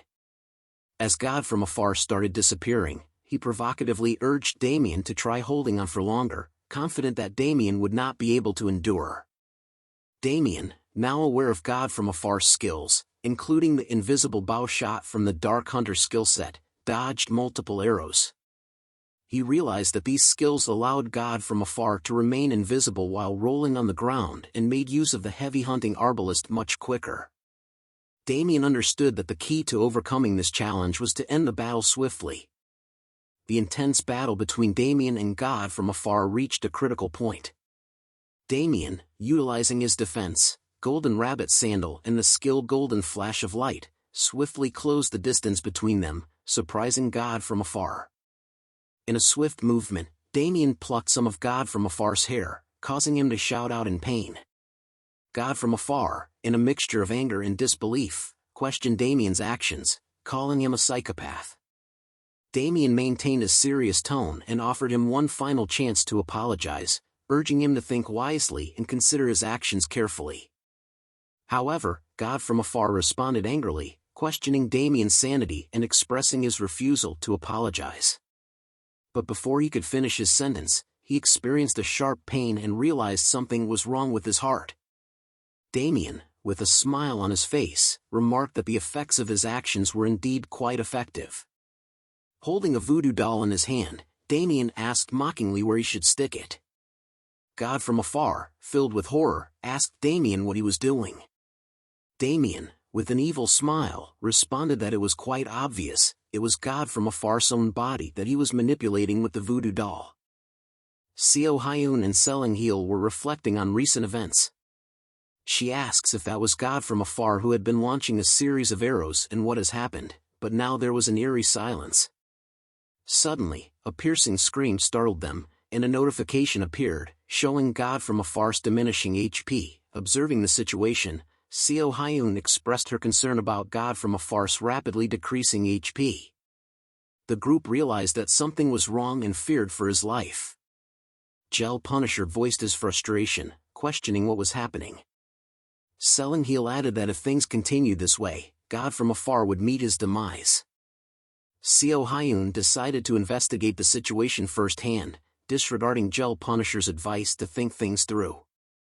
She refused to stand by and watch God from far die without taking action. Gel Punisher pondered the situation, wondering if Seo Hyun was thinking clearly.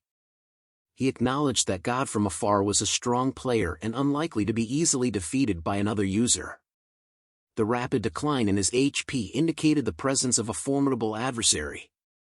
Soon, they received a notification stating that hostility was detected from a user. The notification further indicated that the user's strength was immeasurable, signaling a dangerous opponent. They were surprised to learn that Damian's strength couldn't be quantified. Gel Punisher, still concerned about Seo Hyun's impulsive decision, reminded her of Damian's impressive accomplishments, including single-handedly defeating the Great Wolf King. He cautioned her not to underestimate Damian's capabilities.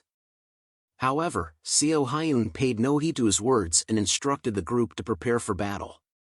She requested buffs from Selling Heel, who readily agreed. God from afar screamed in agony, bewildered by the pain coursing through his body, wondering what Damian had done to his body. Damian taunted him, questioning if he was curious about the source of his suffering. God from afar, filled with anger, glared at Damian and muttered curses. Damian, wearing a malevolent smile, revealed his sinister plot. He explained how he had used God from afar's hair to create a doll that represented him. According to Damian, the pain inflicted on the doll was mirrored in God from afar's own body. God from afar dismissed the idea as utter nonsense, still in disbelief. But to demonstrate his power, Damian cracked the doll's arm, and instantly, God from afar's arm twisted in tandem, causing him to cry out in agony. Damian relished in his control over God from afar's body, taunting him further. Damian wondered what else he should do, and with the most evil smile in history he pointed at the doll's crotch area, wondering what would happen to it. Ladies and gentlemen, watching this act itself is a low blow. Please do not do this to others. Use this as a last resort method. Now back to the story, insinuating another potential act of harm, leaving God from afar horrified. Overwhelmed with fear, God from afar desperately pleaded with Damian, grasping his legs, and begged for mercy, offering anything in return. He apologized profusely and begged for a chance to redeem himself. However, Damian ignored his pleas for mercy and simply said goodbye while he smiles happily and heartlessly flicked his finger at the doll, indicating the end. Damian observed God from afar, who had collapsed while clutching his injured crotch, expressing disappointment that he had passed out so quickly. He sat down beside him, lightly touching him, and questioned if he was truly dead, reminding him that his HP hadn't reached 0. Suddenly, a voice commanded Damian to stop, causing him to turn around. Seo Hyun and her team had arrived at the scene. Seo Hyun urgently ordered Damian to move away from God from afar. Selling-Heel expressed concern for God from afar and asked if he was alright. Seo Hyun assessed the situation, observing God from afar's state, and concluded that he was still alive, albeit barely conscious. Damian assessed Seo Hyun and her party members, recognizing them as intermediate-level players likely connected to God from afar in some way. He wondered why God from afar had been so confident and realized it was because he had a party supporting him. Curious about their affiliation, Damian asked if they were party members of God from afar. In response, Seo Hyun glanced at Damian, and a notification appeared, indicating that Damian's strength couldn't be measured. She swiftly ordered her team to prepare for battle. Damian received further notifications, revealing that Seo Hyun considered him an enemy and warning him about penalties in case of death. Frustrated, Damian questioned the meaning behind these developments, realizing that the opposing party might have discovered his own strength, putting him at a disadvantage. More unfortunate notifications followed, informing Damian that the effects of his skill, Dark Green Blessing, were vanishing, and his stamina and mana recovery had paused.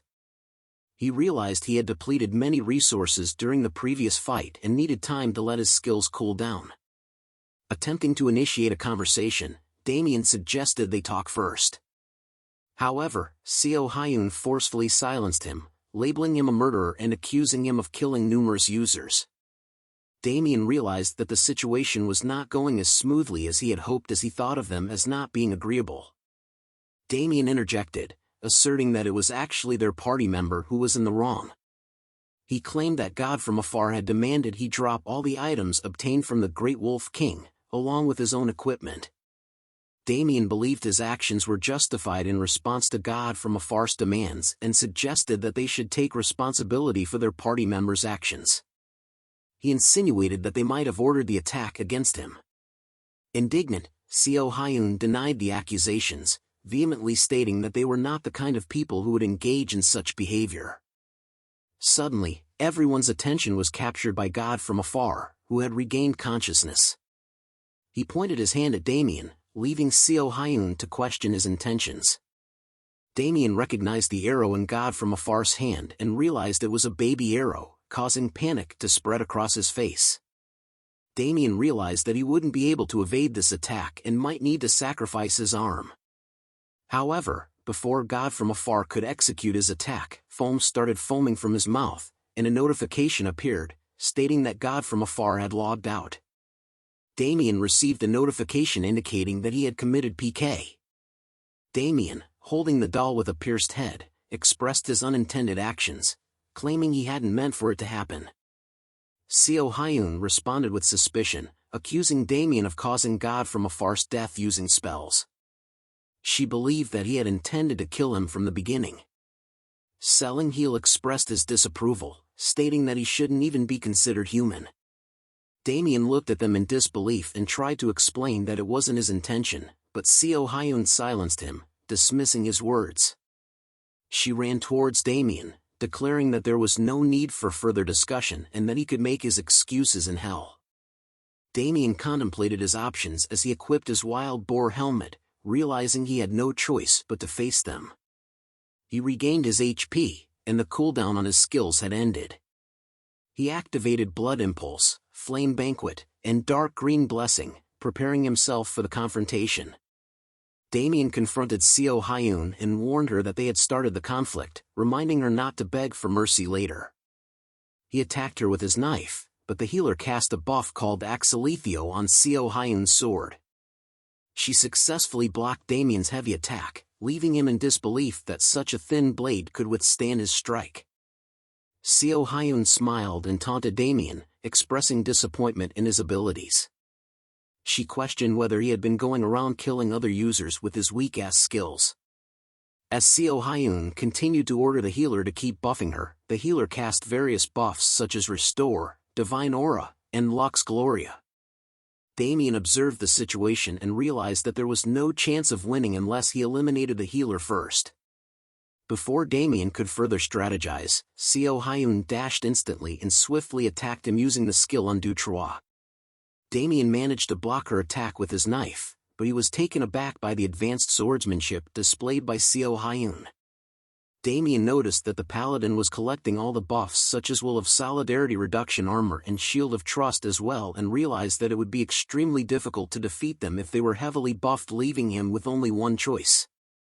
He thinks of the choice as Seo Hyun asked him where he was looking at.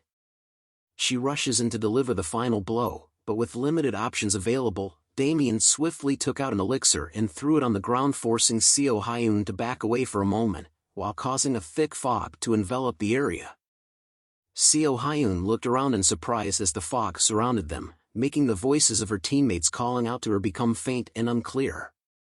A voice calls out to her saying hi. Just as she turned around, Damian appeared behind her with a sinister grin and informed her that she was now trapped within the fog.